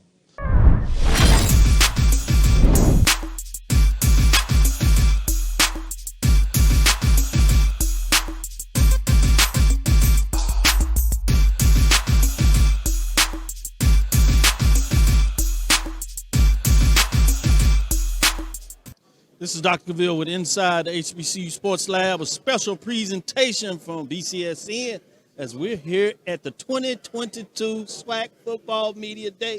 And I have none other than the head football coach, Vincent Dancy, of Mississippi Valley State University, the Delta Devils. That's it. How you doing? I'm Glad doing to well. be here. Always good to have you, Coach.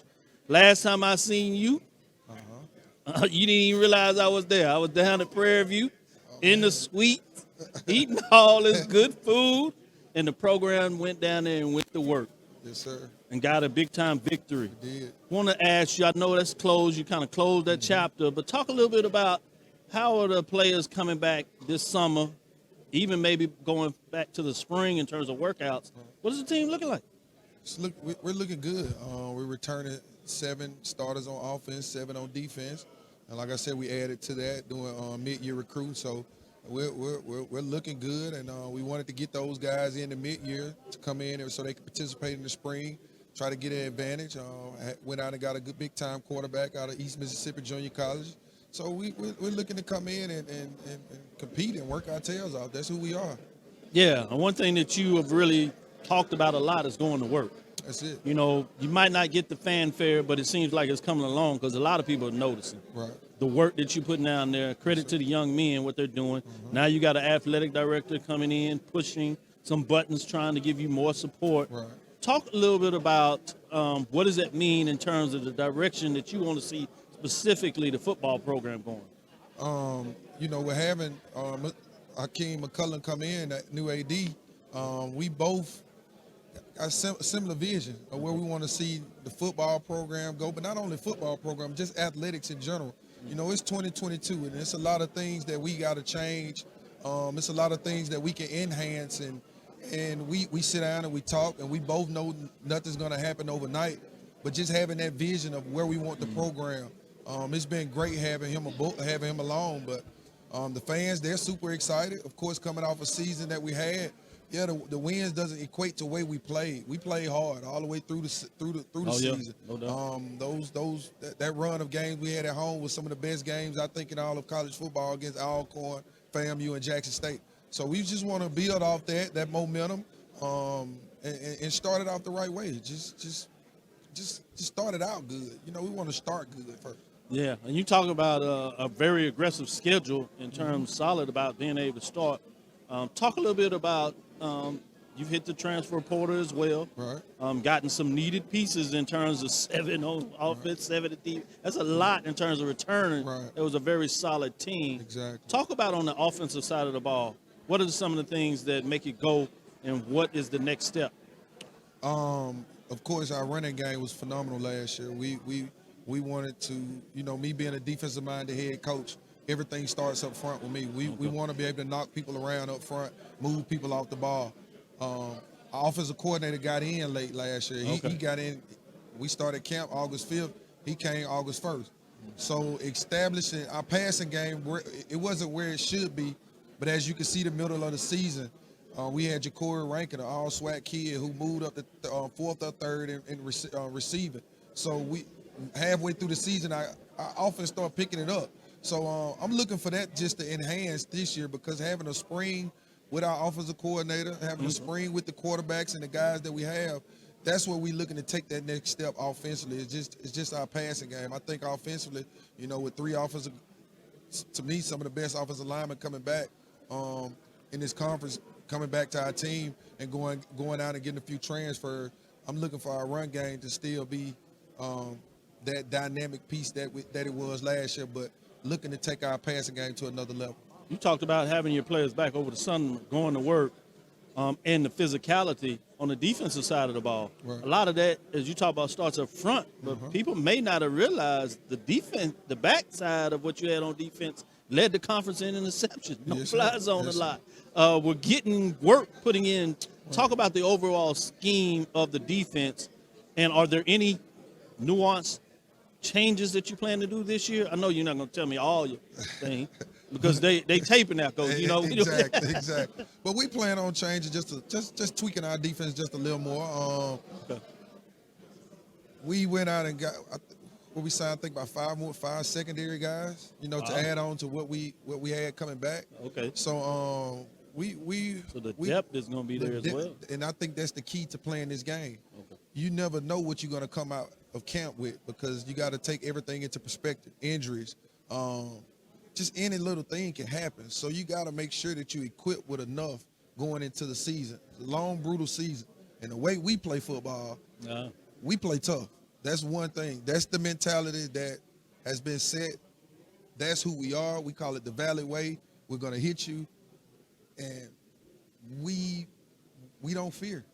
So that's why we wanted to build a depth, man, because you never know what may happen. But we're going to do some little different things on defense, but the expectations are still the same. We're still going to run around and fly around and hit people and be there for our brothers. So that's how we play that.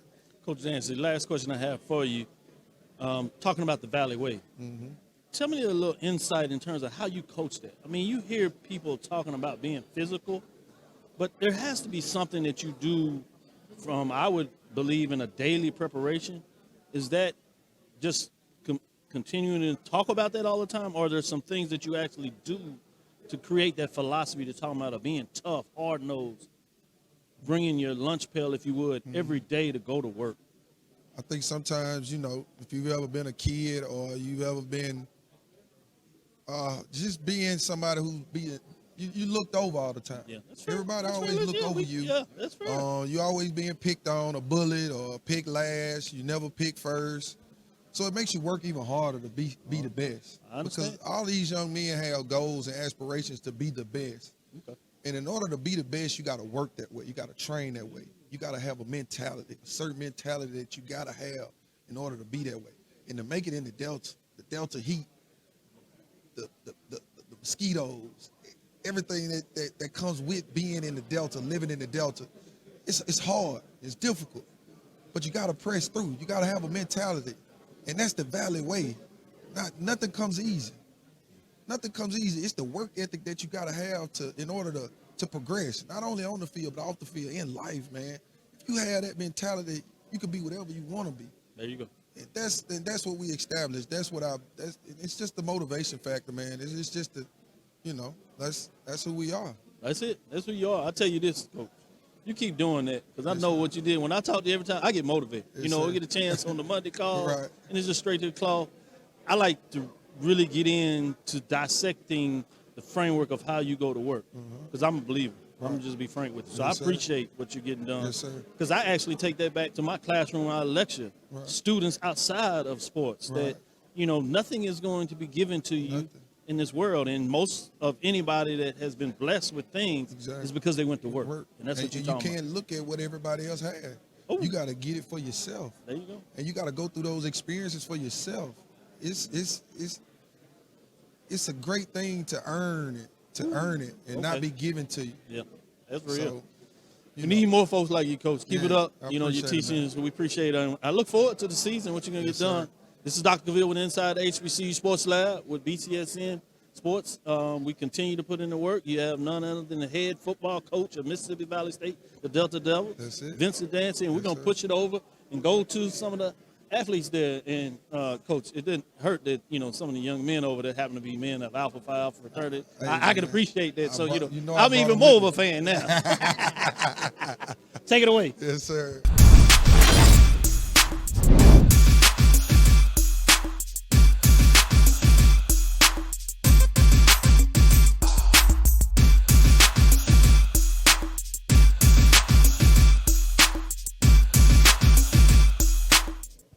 This is Dr. Cavil inside the HBCU Sports Lab with Coach Clarence McKinney, the head football coach at Texas Southern University. Coach, you got an eerie little smile to you. There's a little confidence there. Your team must have been putting in some work this summer. I'm excited about the work that they've been putting in since January. So, there you go. Going back to spring football. Back to spring football. Let's talk a little bit about that. As you got into spring football, what were some of the things that you saw that was starting to transition in terms of the message that you wanted to rebuild this program? I just feel like our guys didn't like the way the season ended. It felt like we left some wins out there, and I didn't have to really give them a message. They took it upon themselves to say, hey, we're going to be different. That's huge when your team really starts to set the pace of the message, and it means the culture that you wanted to bring into the program is starting to cover itself. Talk a little bit about this summer and the continued work of having the guys back on campus and continue to put in their work. How has that been? Yeah, I think the best teams are player-led, first of all. And our players, our leaders lead our team, and our players are that they're leading are willing to be led. And so this summer we've had a tremendous amount of guys each day show up and work hard and push each other to be great. And so the culture has changed in that aspect to where our team's willing to work, and they understand that it takes working to be a champion. That's good. That's good. And you talk about that in a lot of ways. That leadership is coming from your quarterback position and body, a young player, but got a chance as a freshman to really show some excitement. Talk about the offensive side and how he's leading, and who else may be on that side of the ball, putting some leadership in front of the team on that side of the ball. Yeah, Andrew's definitely our leader. He doesn't just lead our offense, though. He leads our entire team. Okay. And so our defensive leaders, they follow Andrew. They believe in him. Wow. Because he works hard. He doesn't do anything. He doesn't ask them to do anything that he doesn't do himself. And so they respect him for that. And they see how hard he's working. And he's young, but our team's young. Okay. And so he's a young guy who's leading other young guys. And the one good thing about our team is that a great majority of our guys that we've recruited come from winning programs. So they understand what it takes in the offseason to be a winning program.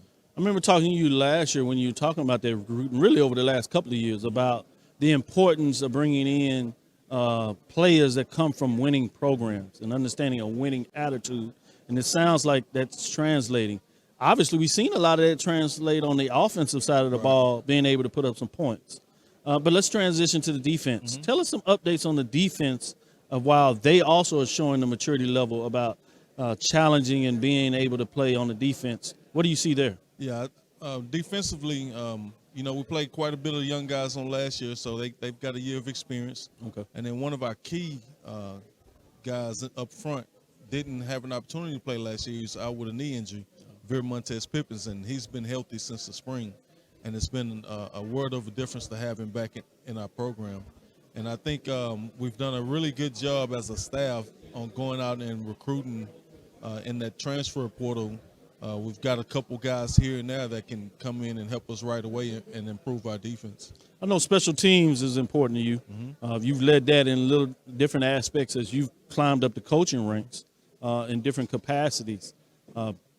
Tremendous punter, field goal kickers that you have. Talk a little bit about where is that coming into this season? So Richard Garcia will be a 3-year starter at place kicker for us. And we feel really confident in him and his ability to kick field goals from far out. He's worked hard in the weight room this offseason. He's gotten his leg a lot stronger.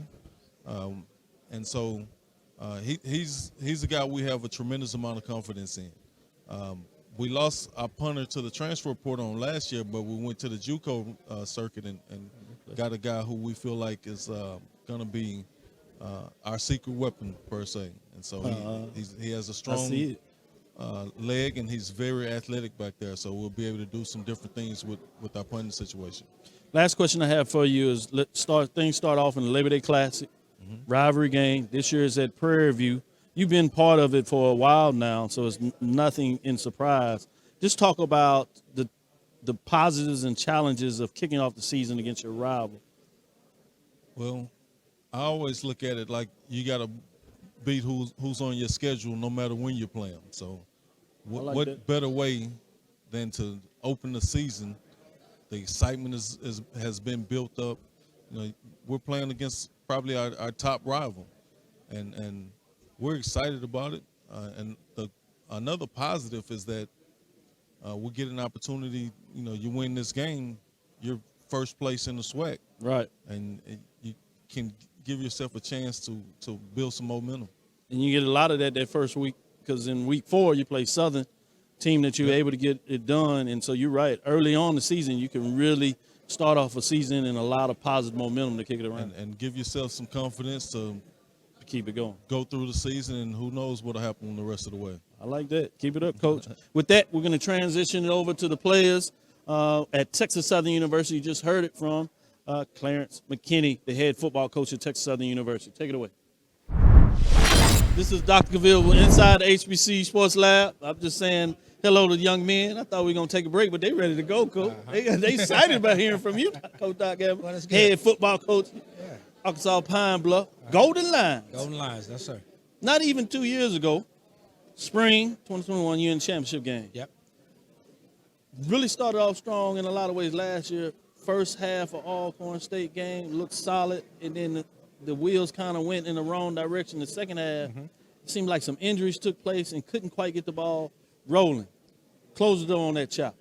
Talk about the spring, summer, kids back working hard. Tell us a little bit, what are your thoughts in terms of preparation of the fall 2022 season? Well, I'll go back to winter of 21. Immediately after the season was over, our guys working out. Probably had the best winter we've had in a long time. Winter leading up to spring.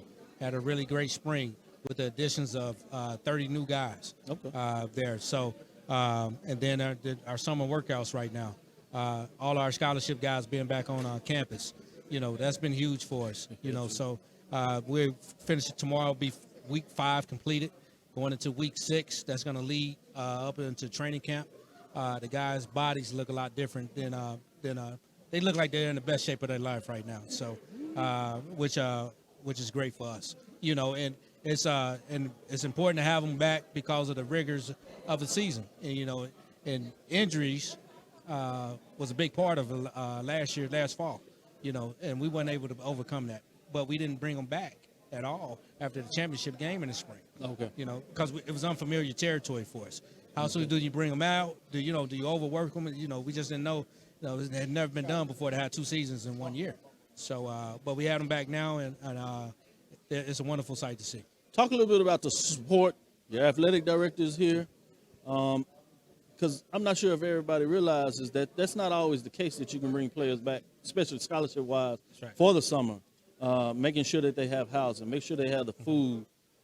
How is that in terms of important, just overall, if not for your program, but people understanding what it takes to build a program, a winning championship-level program, that is more than just being what you can get done on the campus? Right.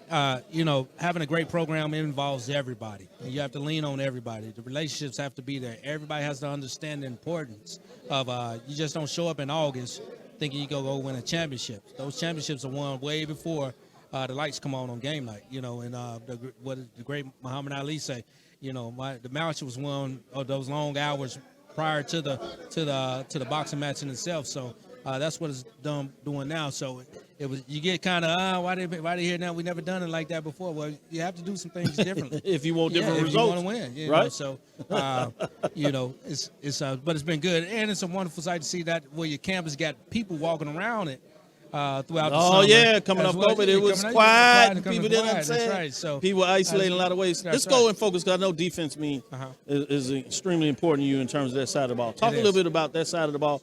What people can expect coming up in this fall season, and any players that they may need to keep their eyes on. Well, we're going to be stingier than we've ever done before. We ever have been before. We got co-coordinators and Tom Sims, longtime FBS guy, great resume, as well as co-coordinator Jeff Burrow. He'll handle our back end. Tom will handle the front end. Then we got a dynamic linebacker coach and Jake Barr, and longtime assistant with us is Jackie Cooper handling the corners. And then we'll be better on the back end. That was the area of focus in recruiting. Yeah. We finished out the year, the last 4 games or so with one starting defensive back, and we had to move some wideouts over the DB, but that wouldn't be the case this year. We ton of good guys, not just a ton of depth, but really, really good players that we feel that's going to make us stronger on the back end. But up front, we have 2 guys, Athen Smith. Okay. It's going to be a all-conference selection, preseason all-conference defensive end, Javon Gray. And then our linebacker core, I think, is going to be one of the best in our conference, if not the best. 3 guys have garnered all-conference attention at one point. Isaac Peppers, Monroe Beard was all-conference selection, and Tamon Atkins, and then you got Rylan Woods. That foursome in itself is very dynamic, and we added all transfer. dynamic. Yes, really, really strong. And then our back end.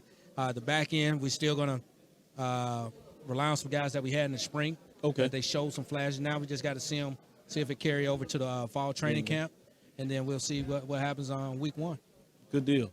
Well, everybody gets excited about the offensive side of the ball. Yes. Talk a little bit about who are some of the folks. Obviously, you got Skylar Perry coming back. Obviously, was injured a little bit himself, but it's my understanding he's healthy. Yep. And I know he's excited in terms of what he wants to get done this year. Well, of course, Skylar and I came in together along with Mark Evans. We guys just told the other guys those are our day ones. We all came in at the same time. Great point. Mark is here now, and he'll anchor our offensive line, which will be a great group because they've been together as a core the entire, last 3 years. So, you got Mark Evans on one end, Noah Hayes on the other. Then you got Jordan Mack, who's taking a ton of snaps for us at guard, and but those guys will be good. And it's always good for the cohesiveness of a line, not just in terms of having big guys, but the fact that they also talk and spend some time and understand the yin and the yang of how they want to play the game. They actually call themselves the moving crew, TMC. So and love it. we have our best. We had a great dynamic back in Taylor Porter a few seasons ago. Well, this overall, our core group of running backs, is loaded. We're loaded in that area. Headlined by Kayvon Britton, which will be a sophomore. He showed flashes last year as a freshman, and he's going to be a guy there for us. The biggest question mark outside is at wide receiver. Okay. We graduated a ton of guys who played a lot of reps, but the group of guys that we got now, I think we think they're really dynamic. We just got to see them play up under the lights. They showed flashes in the spring. Are they versatile in terms of wide receiver, in terms of size, speed? All of that. Okay, all of that. So you got a little bit of everything. Yeah. We got some fast guys. And that's important for us. We got some guys that and they're getting to know each other right now. They got to be together as a unit. Yeah. Skylar's been the glue to that right now. And I look out my window and I see him out there catching 1,000 balls a day. So we feel good about it, but they still haven't played under the lights for us. Now we do have a couple that's played from college football, but they haven't played for UAPB yet. And I think they're really going to do a good job for us.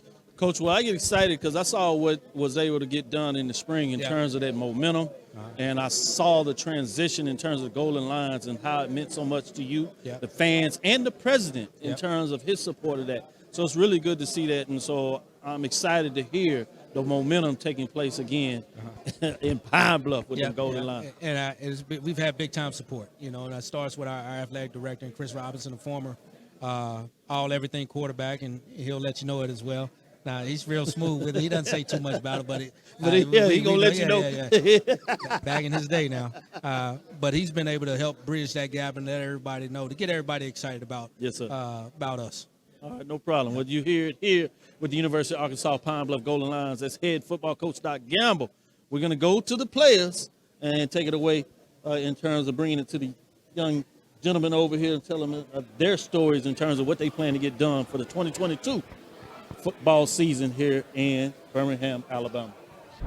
This is Dr. Bill with Inside the HBCU Sports Lab. I have none other than, you see how he's prepping them, getting ready, head football coach at Alabama A&M, Bulldog, Connell, Maynor. Good to have you, Coach. Hey, great to be here. Great to be seen. I know that's right. There's a lot of people in the hospital, a lot of people in the grave. I'm not. So I'm thankful and don't take it for granted. And it's an honor to be a head football coach D1 and in the SWAC. No doubt about it. And I've been paying attention. You went to work. A lot of folks are talking about transfer portal, and all those things. Defensive side of the ball. Talk about what did you believe that you got done in terms of bringing some players in on that side of the ball? Well, we know our defense wasn't very good last year. It's no secret. You got to evaluate yourself and see what your weaknesses, strengths are, and what you need to improve. And we knew it was the defensive side of the ball. And so we made a conscious effort to get in the portal and get some defensive guys in. And I thought our coaches did an excellent job of selecting the guys that we think that fit our program, the defense that we want to play, and our type guys, family guys, football players. You also did that in terms of the coaching ranks. Now, Coach Bubba, where he came over during part of the season, but in a lot of ways that also brought the team back together, what you're able to do at Winston-Salem State. When you're head coach, he was the defensive coordinator when you went to semifinals and then went to the finals at the Division II level out of the CIAA. What does he bring to the table in terms of what you know he's able to get done? Well, I mean, I coached with him before. Like you said, we had a great relationship and made a great run at Winston-Salem State University. And I know Coach Bouwet is going to be prepared. He's a hard worker, and he's like me. He's a family guy. He cares about the players. We care about our players. We want them to be successful off the field. We know there's only 1% of the players going to go to the league. So we try to get them ready for the real world. And that Bouwet is just like me in that he cares so much about the players. And we made the switch last year, and, of course, we won the last 4 games with him as the DC. And now we got him some more players, and expect him to do what he do and what he's always done and have a good defense out there. One thing I know that you've always been able to do is coach offense. That is not a problem. But one of the things we saw you brought, 2 of the players you brought were from the offensive side of the ball. Tell us a little bit what goes into making a decision like that. Sometimes you see an offense, defensive player. Why bring 2 offensive players? Because one is a 3-time All-American. The other one's 2-time All-Conference. The defense, all those guys are basically new or transfers. And, you can't even vote them on All-Conference. That's true. First-year players into the league. Yeah, so, nobody knows. Yeah, I'm not going to bring a first-year player transfer when I got 2 All-Conference players and All-American. So I brought the best 2 players. I like it. Sticking with the offense, question a lot of people have in terms of your quarterback position. For me, you've always been able to produce offensive numbers. Is there anything that people should consider differently? And in terms of that, what do you see at the quarterback position during the spring coming out of the summer as well? We'll be ready. We'll be fine at quarterback. The guy that starts for us, plays for us, is not going to be a Quill Glass. So Quill Glass is a 4-year starter. Yeah. And you just don't replace a Tom Brady the first year.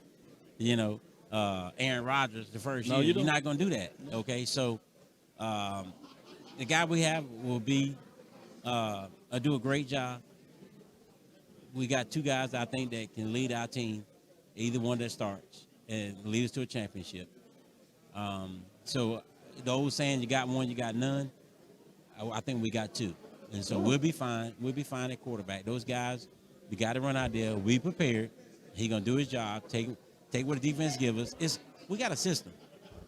All you got to do is go back and look at the record books. Okay, all our quarterbacks are good. So Quill Glass was great. The next quarterback could be good.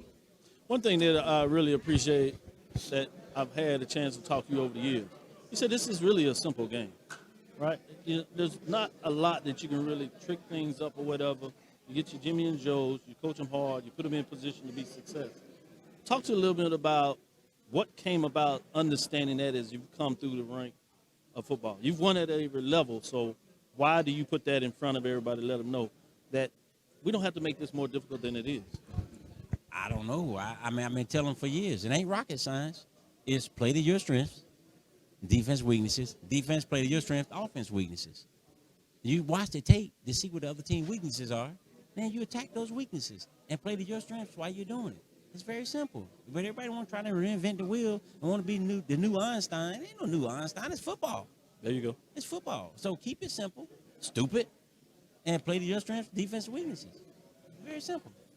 I like it. No, it's not. Talk a little bit more about the overall scheme in terms of special teams. Where are you in terms of Alabama A&M with your special teams? what can we expect on that side? Well, special teams wasn't the worst, and it wasn't the best last year. But a lot of times the special teams are made up pretty much 90% of your defensive players. So we got a lot of new transfers, defensive players, guys that got those special team type bodies. They can run down there and run through people and be physical. So we expect our special teams to be a little bit better than they were last year. So they was kind of probably in the middle of the road, special teams. So we probably need to improve that a little bit, and we think we will with the new guys that we brought in. Do you think anything about, home and away games in terms of scheduling neutral sites games? In the media, we look at those things. Do we overplay that when we look at that, or is there something to it in terms of where certain games may be played?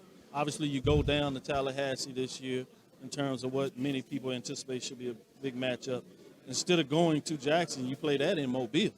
Right. In terms of some of the teams, the expectation, top teams, at least on paper, that a lot of people think about those teams. But then Valley, where that game may be played. Talk a little bit, at least on your divisional side. What's your thoughts in terms of where a game may be played? Well, for me, it don't matter. But on road games, yes, I think I can get my team closer together on a road game because we leave, we eat the same. They got their game plans, their scouting reports. They get to read those. They're in the hotel together. They don't have any distractions, outside distractions. The family coming in late Friday night, the girlfriend calling them, want them to do this, want them to do that. You all with your team. You focus on your game plan, focus on what you got to do. You go out there and you play a game, you win. I think the visiting team is more focused than the home team because they don't have as many distractions. I'm going to leave the last word with you, Coach.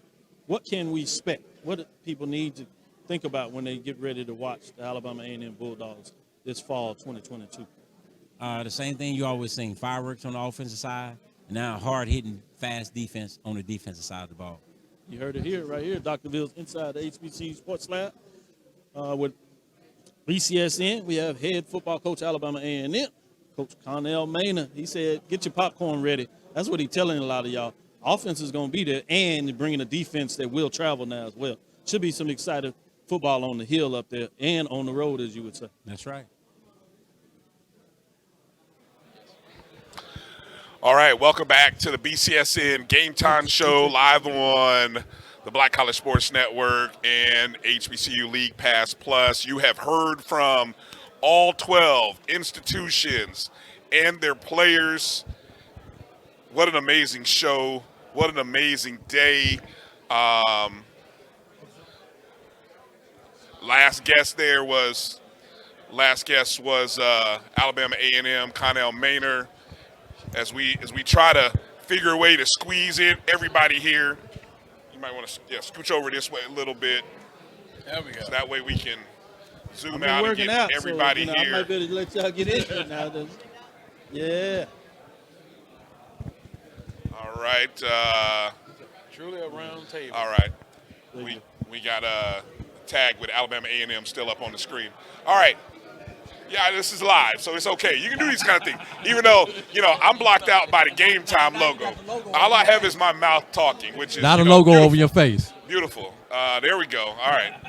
All right, as we conclude, it's been a big day, long day here at the SWAC Football Media Day. We've talked to all 12 coaches and the players.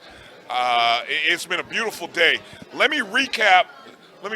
Is there room for Mike Washington somewhere in here? Anyway, where's Bishop at?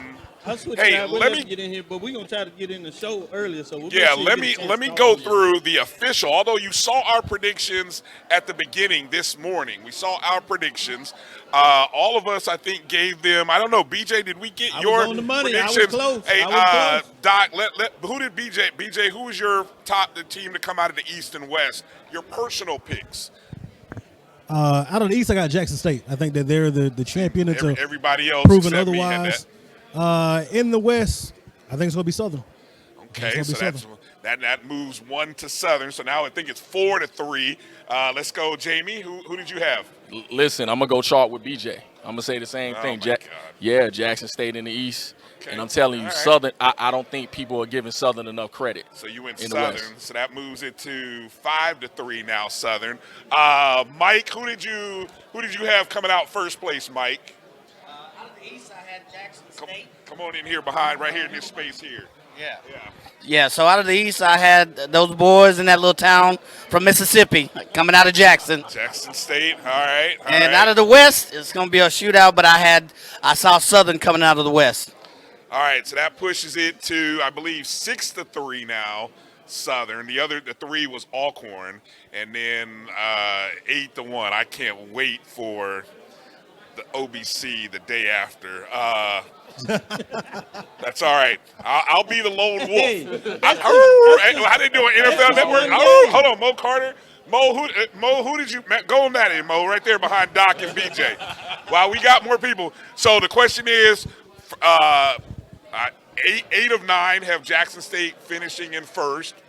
I was the lone wolf with A&M. Who do you have coming out of the East? I've still got Jackson State. I feel like at the end of the day, if you're going to be the man, you still got to beat the man. Now, granted, when you look at Jackson State's schedule, there are stretches where not only are they going to get the best out of the best people, but they have to find ways to transition from one week to another. I think that end of the October, early November stretch is going to be very, very challenging. I expect the Campbell game to be very, very physical for them, and then they have to find a way to emotionally reset to play Southern the next week, then play Texas Southern, then play Alabama A&M. Everybody's still sticking with Jackson State coming out of But if first they can place, get huh? through it, absolutely, I definitely think that's the case. Now, coming out the West, 6-3 right now in favor of Southern over Alcorn. So just to throw that out there.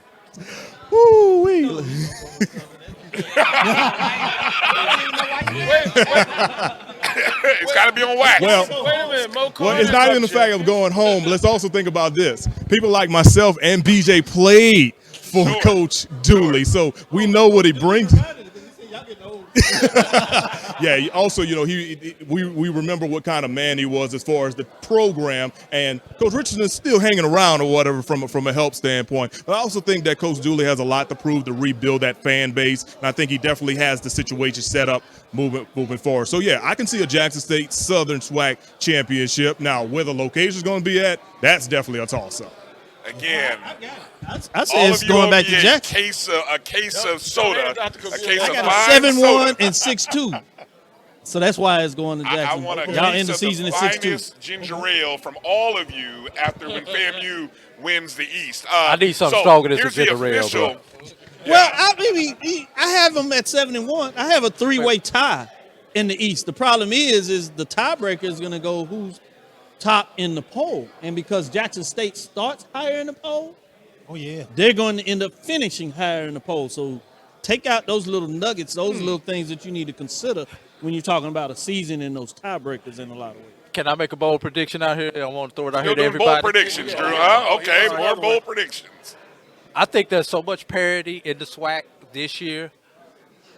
5-3 on both sides is going to do it because and let me explain to you You why. have the matrix to back that up?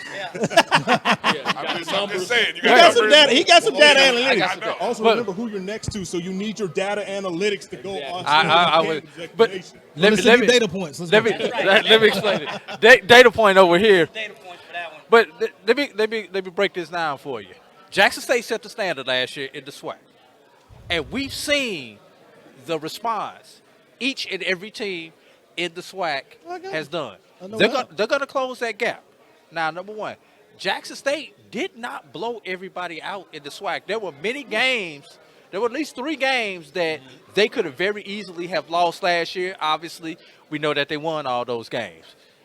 Some of those teams are going to make up that difference. That difference. We understand. We believe that. Find a But way I to win, have. though, we know the When we champions talk are about Southern coming out, I agree with it, and I looked at the matrix too, because I think it's important that you're not just talking about a team winning, what you think your record is, but really looking at that schedule. I mean, it's early, but we can look at the schedule. The 2 losses I have for Southern are road games, having to go to FAMU, having to go to Jackson. Those are 2 losses. But I think they're going to go 5-0 in the division, right? They got Alcorn at home. It's going to be the I think they'll win crossovers. it. Yep. They got Texas Southern. It's in Arlington, right? And so they have a favorable schedule in terms of at least in divisional play, but it's tough. Thing that I see in the East that is interesting to me is I think Jackson State did Alabama A&M a favor when that game was moved to Mobile. I see that being a loss. I see them winning in O&G, but I see FAMU defeating Alabama A&M at home, right? And so those are some of the things that I think you consider also. It's not just the matchup, but where is the actual game played? And when you have this schedule where everybody doesn't play everybody, who do you have on your schedule? How deep is that schedule? And then where do you play those games? And at what time of the year do you play those games? Hey, is there a team anybody have on the surprise board that's going to shock everybody? Hold on, East and West? hold on, Drew. Hold on. Okay. Before you jump that, go ahead. We know who he picked. Come on over here. We know who he picked. Yes. Right. That's all right, Bishop. You're still objective to me. There's no objectivity. I tell you what. I got a 10-1, so you should be nervous. Who's 10-1? Who do you have? I got Jackson 10-1. Okay, let me hear you. Let me hear you, Jamie. Go ahead. No. Grambling. I'm gonna tell you what. They've recruited well, and I think if Coach Jackson can get this offense in the positive direction, quarterback. Exactly. I think if you get a good signal caller, they can actually get that going. But they have a tough schedule ahead. So that's what I mean by dark horse in the true sense of the word. My dark horse, man, resides in Houston, Texas. Body. And it's Texas Southern. Andrew Body is good enough to keep Texas Southern in every football game that they're going to play. No doubt. The problem is Texas Southern's defense has been bad enough to keep the other team in every game they're going to play. Yeah. Now they said, I talked to Clarence McKinney, and take this for what it is, the coaches. He says that they brought in a couple of key guys on defense, so he expects them to be better. But Alabama A&M, Coach Maynor just said that too. Mm-hmm. So it's going to be interesting to see those teams that know their weaknesses. Mm-hmm. And they went out to the work, recruit, and see what it is. How much better were they able to get their weaknesses, and can they maintain the strengths, whether that's on the offensive or defensive side of the ball? And I think with both Texas Southern and Mississippi Valley, I think those are two football teams. Woo! They might not go to the show. But I think they're going to stop somebody else from going to the show. I agree. BJ, I see your Texas Southern, and I'm going to raise you Bethune-Cookman. Bethune-Cookman, think about it. 2 years away from football over there. We know they basically, except for the football coach, except for Sims, they pretty much clean house everywhere in the athletic department. Now, they've had spring practice. They've had summer workouts. And speaking as a Rattler, we have seen personally what Bethune can do when they get back into the football business. Yeah. I think this year, the rest of the SWAC is going to understand what Bethune can do when they are in the football business. And the other thing about when you have somebody like that, and I know I get excited about this, so you got to let me roll a little bit. The other thing when you talk about Valley and Bethune-Cookman that we don't always want to admit, those are teams just like us that we don't always look at. The players on other teams don't either. So it's hard to get up for those teams. But those are teams that will be physical and punch you in the mouth. And if you're not careful, they'll get you. And by the time you're trying to get in the game, it's too late. Yep. One more comment about Bethune. It's a dangerous team as well, because I still go back to last year, defeating Alcorn State. Oh, yeah. And I think maybe that's a springboard, maybe. Yeah. And then when you think of Bethune-Cookman, one word comes to me, physical. So let's see if that was a springboard for them to do better. And one other thing about Bethune, who's their quarterback? Say it again. Jalen Jones. Okay, I think with. Check your alumni card. Say what you want. Remember, he was a 4-star quarterback coming out at Jackson State. So we know that he can play. We know he can play ball. You've seen him play ball when he's been good at Jackson State. And let's think about it. He's gonna have some vengeance on his mind. He's going to have some vengeance on his mind. I'm going to sit back and let Charles talk. The coaches. He feels like the coach's son came and took his job. I'm finna show y'all I should have lost my job to the coach's son. No offense to Shadua. No offense to Shadua at all. But you have to have that type of chip on your shoulder if you're a Jalen Jones. Yeah, I mean, I think Jalen is a tremendous quarterback. But you should have seen me scrunching my face when you talking about Bethune-Cookman. It just caught me off guard. But okay, Bethune-Cookman. Too many syllables. Yeah. It's too many syllables. I like where you're going with Texas Southern. That's one of my dark horses. I think I had them to finish pretty high up there. I had them second. To finish over there in the SWAC West. But okay, yeah. I think Texas Southern's a team to watch. Can they stop anybody is $1 million question.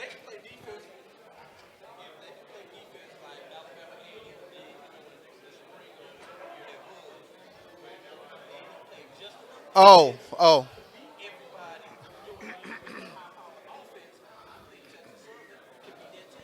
I thought you were going to say Alabama A&M's defense doing 61-15. Pop quiz, data point. Who had the 2 worst defenses in the SWAC last year?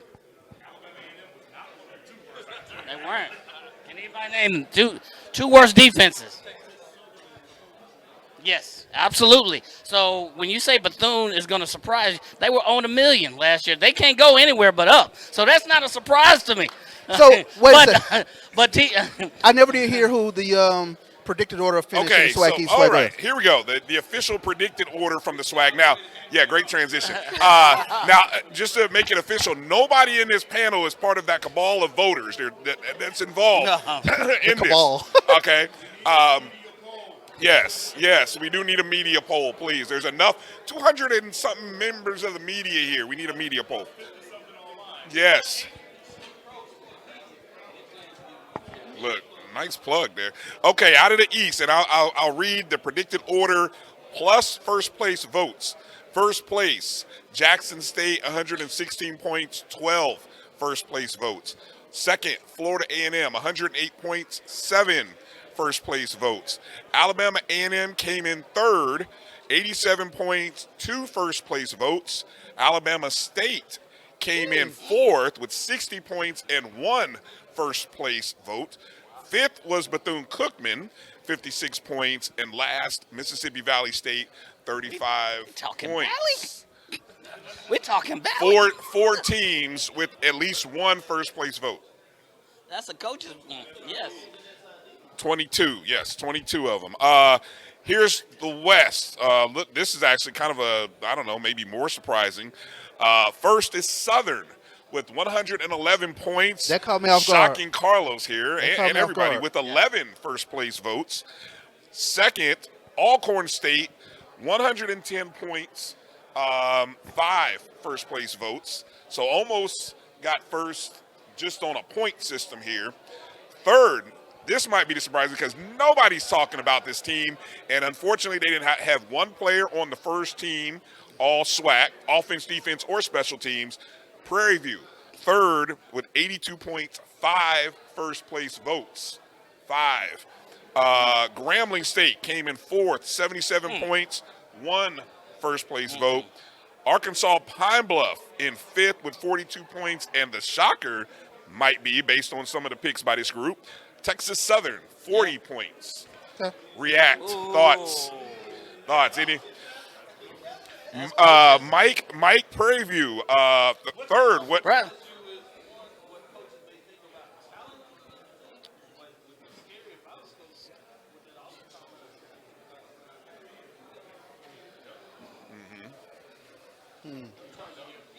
Yeah. I will say I'm Panther to my core, but the Prairie View third being picked over, over Texas Southern and a couple of others, that did surprise me. And here's why: key losses. You have a steady quarterback and Jason Dumas. Dumas. And you had also Stubblefield leave. So I talked to them today. They said they have some dogs, but I don't know if you have enough dogs to run to finish it. Yeah, exactly. We talking Dobermans or little.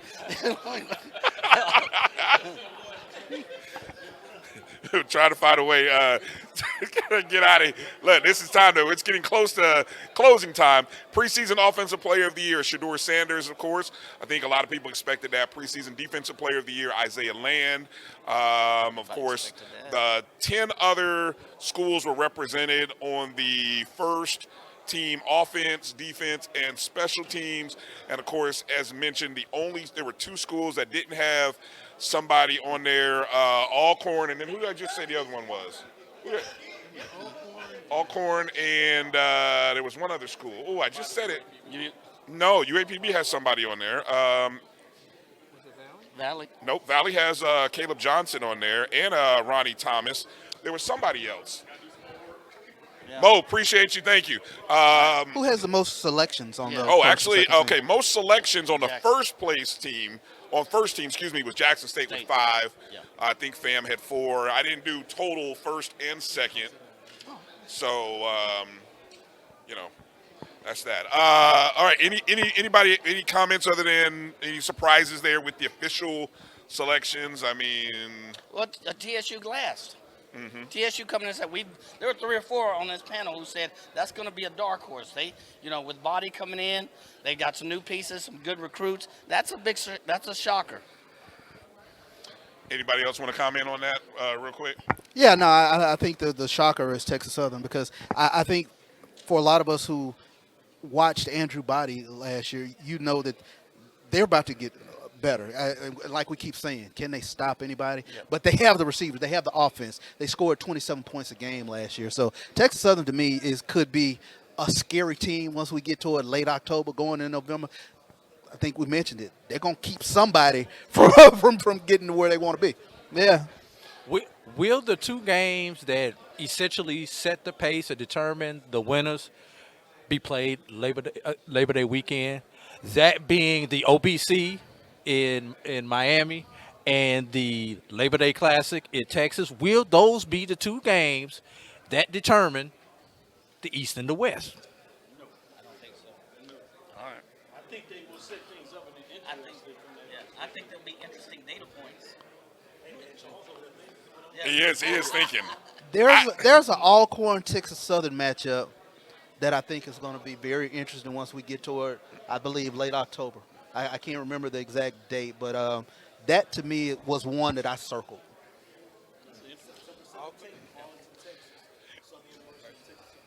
That's going to be good. Yeah. And Alcorn, it just came to me. Alcorn State was the second team that didn't have a player on the first, but according to the votes, voted second, very close to first.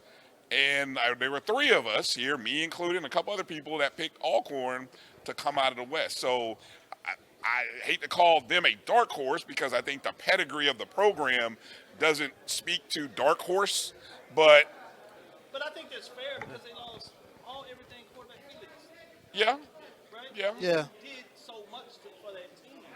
That was not the best offensive line. When we talked about Alcorn being a team that was really pushing for championships, one of the things that used to concern, if not fear from folks, as they like to say, fear, is the fact of their offensive line and how they could run the ball. Mm-hmm. What was able to get the Braves really over the last 2 years, going back to 2019 when they did, is what Felix could do to get them out of trouble. Mm-hmm. Even when their offensive line was not that great, he just made plays and extended plays. So I can see why people have a question on Alcorn. They believe their defense will be solid.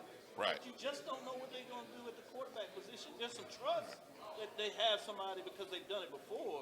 But I'm talking about, I'm not one of those people that just has blind loyalty. No, yeah. Right? Yeah. I mean, give me something, show me something in regards to what that looks like. And that's so I do see why folks will have some support in terms of coach, that he's solid, but there's a lot between being solid and winning a division or conference championship.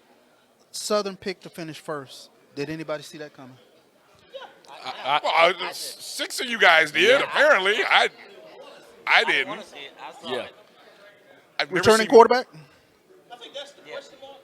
But I think people are fascinated with what they're going to do on the defensive side of the ball. Absolutely. I think that Southern can win a lot of games until maybe a quarterback of just on the defensive side of the ball. I mean, you have Jordan, the FCS player of the year, on the defensive end is back, has gotten healthy, right? Mm-hmm. You have Dumas, but a lot of people think the ones the best defensive front, and that's not even counting some of the other. They get the best transfer out of the CIAA in terms of quarterback.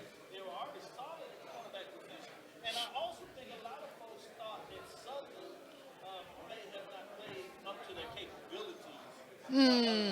So I think that's part of it. And people believe, frankly, they believe in Coach Cooper. They think that if he has talent, Proven one. yeah. So for me, the other thing is not just so much with Southern Eagles, what people question on the other team. As you talk about so much with Texas Southern, yes, you're excited about what they do on the offense, but you got questions on the defense. Sure. Prairie View, yes, you know that they have championship, and you got some talent there, but you're concerned about what they lost. You're concerned that they have a new head coach. They have a new offensive coordinator, defensive coordinator for the first time. They got a new trigger man. That's a lot of newness for you all it was. Time look. Yes, they got Skylar Perry, but they changed a lot on the defense. They were hurt on the back end. They got kids coming in. We don't know what they're going to do. How confident are you pushing them to the top? Grambling? Yes, Grambling had a great defense last year, but they were so poor on offense that they gave you a lot of concern. Right now, they haven't even been able to show you that they have answered the question mark at the quarterback position. Do they have the offensive line to get there? So I think in the West, also benefited because people have so much question about everybody else.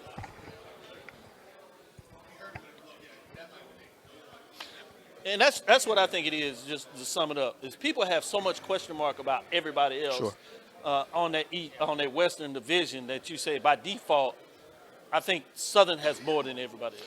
It is fascinating hearing from if you think about the West, it's like you get picked first, and so many of you between Southern, Prairie View, even Alcorn, because in talking to Charles Edmond, even he was kind of like, oh, you picked us first? I mean, I've never seen so many people like shocked and all. Like Charles and I, we expected, I'm mad that so many of y'all picked Jackson State, but he expected to be in first. I expected FAMU to be in first, not second. But anyway, there's that expectation on this end, and everybody else, it's like, huh, really? So I find that fascinating, completely fascinating that the West is wide open. As whatever you may think, it is wide open, apparently, in a lot of people's opinions, because there's one thing holding us back. Coming close to the end here, let's think about one thing, one takeaway. So just one. I know some of us will ramble and go with 2, 3, 4, but let's try to come up with one thing as we go. Let's go right here, me. Let's go Charles, and then kind of go towards BJ. Yeah, I think Jackson State being the hunted. They come back with that swagger, and 13-0 is the mission. They left meat on the bone with regards to the Celebration Bowl. Ooh, they've said that 13-0. That's publicly being said? Or? Mission 2022. Ooh, okay. Ooh, okay. All right, I like that. Hey, put it out there and go get it. Yeah. Put it out there and go get it. I ain't mad at that. I ain't mad at that. Let's see what happens. See? Yeah. I ain't mad. They put him at 12-1. I'm not too far. Mike? 2 words. Parity and dark horses. That's my takeaway. There's parity and dark horses. There's a couple of teams, Mississippi Valley, that are going to make it tough for you. Texas Southern's going to make it tough. They may come back and actually pull some upsets. Nothing is given here, so that's kind of my big takeaway. Okay. Jamie? Wow. My big takeaway, can the OBC be that springboard for FAMU? Can that game be the springboard for what they want to do in the East? Because last year just rolled out to where everything stayed chalk and they, got into the playoff, but can they win the SWAC East? Okay. Drew? 1. Great reminder. Yeah. Alabama A&M plays 7 games within the state of Alabama this year. Will that be to their advantage or will that be to their detriment? That's good. Doc, what do you got? The quiet confidence of every football coach here at Media Day. That's the first time I've seen this in a lot of years, if not in all the years, that every coach that I interviewed had real confidence in their team being able to take the next step and seriously challenge for a championship. BJ? I would say growth and new birth. I think I'm one of the guys that I've sat on the other side of the table for SWAC Media Day. I remember the Harvard Center. And to see where this conference has grown to where we are today, when you have so much media in and just so much attention coming into the conference, it's a new age and a new dawn in the Southwestern Athletic Conference. And I think that that's the key word, and that's the what we have moving forward. Beautiful, and the better days of the SWAC are ahead of us. Okay, and I guess my big takeaway, the last dance. That FAMU roster is sitting with so many guys that have been there these last 2 9-win seasons, and they've been there 3-4 years. They are hungry. I can't take credit for doing the Last Dance thing. That was our Tallahassee Democrat reporter. I think he kind of came up with that thought. But seeing this team work and hearing what's happening in Tallahassee, they are hungry and they are focused. They're not talking about that first SWAC opponent. They're talking about that first game against North Carolina. And then we'll talk about the rest of the season after that. So that tells me they are extremely focused, but it's all or nothing. Yeah, look, again, either it will be another long 365 days for me. It's already been 320 and counting. Or, look, I can't wait. I won't hold it. I'm not gonna do no dance. I'll just bring me a case of ginger ale, Publix version or Canada Dry, preferably. All right, we're gonna take a quick break. Come back. Got a chance to talk shortly here with the GOAT, Charlie Neal, coming up here shortly. I try not to go fanboy here, but big fan. He's one of the reasons me and many of us got into doing this and loving HBCU football. So it'll be a pleasure to talk to him in just a moment. You're watching the BCSN GameTime Show on the Black College Sports Network and HBCU League Pass Plus. Measly entertainment subscription. One is no fun. With Verizon, there's up to 7 entertainment subscriptions with your unlimited plan. That's 7 times the... 7 times the... No! 7 times the... Music, gaming, Disney Plus, Hulu, ESPN Plus, and more. That's 7 times the entertainment! Because everyone deserves better. And with plans starting at just $35, better costs less than you think. At CDW, we get speed as the new currency of success. Our team spends way too much time tending to outdated applications and software when they should be focused on driving application agility and innovation. CDW Amplify Development Services modernizes software and application development to help accelerate innovation and digital transformation. So you mean building new applications, UI, and mobile interfaces? Well, you said you needed to innovate more quickly. Oh, so he's a listener. To do more at scale, trust CDW Amplify Development Services. This is the Dean of the College of HBCU Sports, Kenyatta Cavil of Dr. Cavill's Inside the HBCU Sports Lab with Mike Washington and Charles Bishop. Come mix it up in the lab where the course lecture is in session every Tuesday from 6 o'clock p.m. Central Standard Time on Facebook Live, YouTube Spreaker, or the BCSN app, as we discuss all things about the HBCU sports culture, including exploring the week that was in the sporting HBCU diaspora, as well as the upcoming week of HBCU sports. With me, the Dean, the College of HBCU Sports, on Dr. Cavill's Inside the HBCU Sports Lab with Mike Washington and Charles Bishop. Course lecture dismissed. Oh, that spin class was brutal. Well, you can try using the Buick's massaging seat. Ooh, yeah, that's nice. Can I use Apple CarPlay to put some music on? Sure, it's wireless. Pick something we all like. Okay, hold on. What's your Buick's Wi-Fi password? Buick Envision 2021. Oh, you should pick something stronger. That's really predictable. That's a really tight spot. Don't worry, I used to hate parallel parking. Me too. Hey. Really outdid yourself. Yes, we did. The all-new Buick Envision, an SUV built around you, all of you. This is Dr. Bill inside the HBCU Sports Lab with a special edition of BCSN here at 2022 SWAC Football Media Day, and I have none other than Coach Willie Simmons. One of my favorite interviews just because of the candor and the relationship that we had at your previous institution of Prairie View. I still have a checkbook for you there. We'll take it. We spend green money at FAMU too. There you go. I know you would. I know you would. But seriously, your football team has been right at the edge. What do you believe is going to be the difference this year? Well, I think the difference is the commitment to the little things. We talk about it all the time as a football team.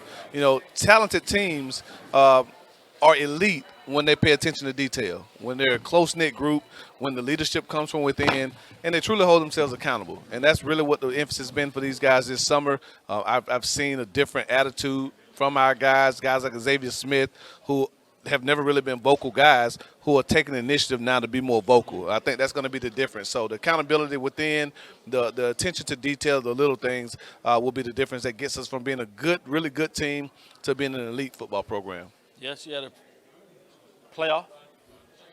You got a player that had a free agent signing that's doing really well. So every symbol is talking about this program taking an upward trajectory. I want to know a little bit more about the offensive side of the ball. You're a quarterback, previously a quarterback. I guess you still have a little bit in that arm. No, I don't. No, you tried. I know you can't give away too much, but talk a little bit about the quarterback room. How has camp been for the quarterbacks? Well, last year was probably the first time in my coaching career, particularly as a play caller, where I really had to evaluate how aggressive we would be offensively. Okay. I knew we had a very strong defense. I knew we had a very solid special teams unit, but I wasn't confident that we had the type of offensive unit that could go in and say we're going to get the 80-plus, 90 plays a game, be very, very aggressive, because we weren't very stable at the quarterback position, so to speak.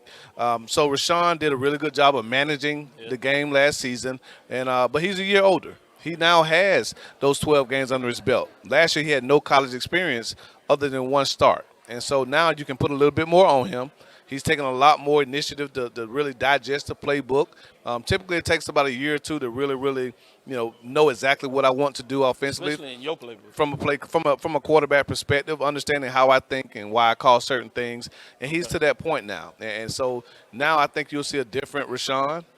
But again, Jeremy Musa's breathing right down his back. A guy that transferred in from Vanderbilt University as a graduate transfer, tremendous arm talent, very, very cerebral young man. He can speak to you in coach's terms. So when you start talking about protections and talking about defensive rotations and all the little intricacies of the position, he has all those. And so it's going to be a fierce competition.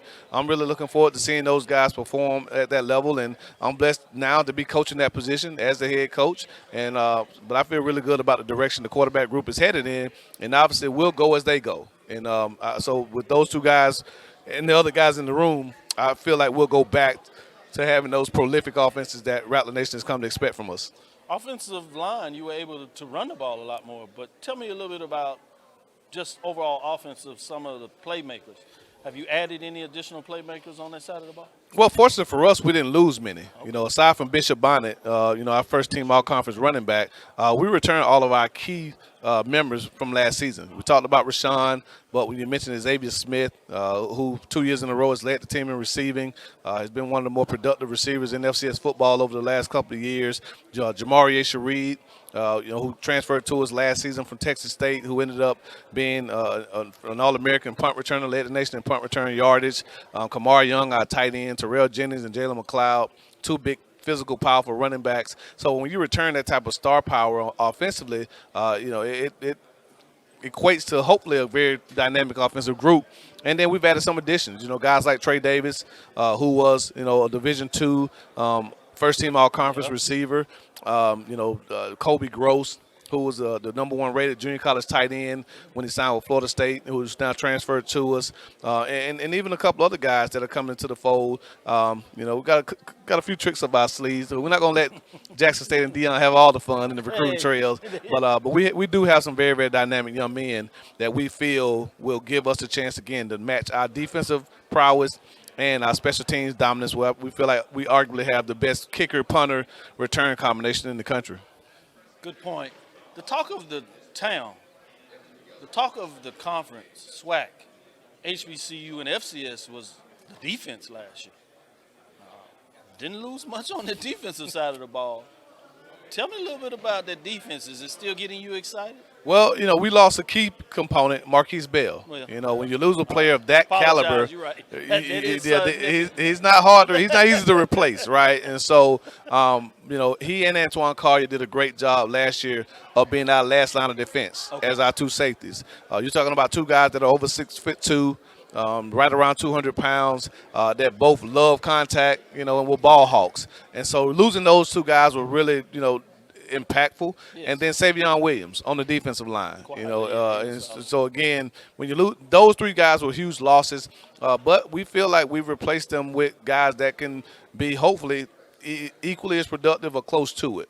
But you got Isaiah Land coming back for another year. He's bigger, he's faster, he's stronger, which is scary, but he is. See what I did with my You got General Hunt, who was one of the best interior defensive linemen last season as a freshman, and coming back with his name Hunt. Yeah, he ain't nothing gentle about him.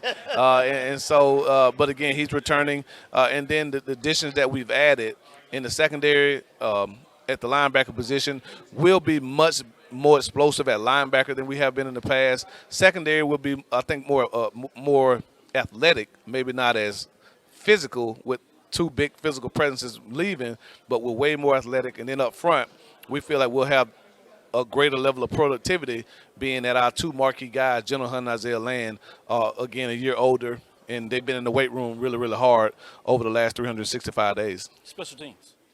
Again, I'm biased, but if you find a better kicker, punter, return combination in the country, I like to see it. You know, Chris Fadul is a returning All-American punter. You know, led the nation in punting in 2018, finished second by tenths of yards in 2019. Obviously tore his ACL last year, so didn't finish the season, but he'll be back for his senior year. Jose Romo Martinez is an all-conference punter. He was a projected first-team all-conference performer, All-American candidate. And then Jamaria Sharif led the nation in punt return yards last year at over 19 yards per return. And so, again, we have one of the most dynamic trios in the country as far as special teams goes. And with our size, our speed, our athleticism at those key positions, linebacker, defensive end, tight end, running back, even wide receiver and defensive back, we feel like we'll be able to field players on those 4 key units that really should give us a huge advantage in the special teams area. Well, you know, you got your friend out there, Charles Bishop, eavesdropping. I see him taking notes over there. He act like he's not paying attention, but I see him putting everything that we're saying in his cell phone right now.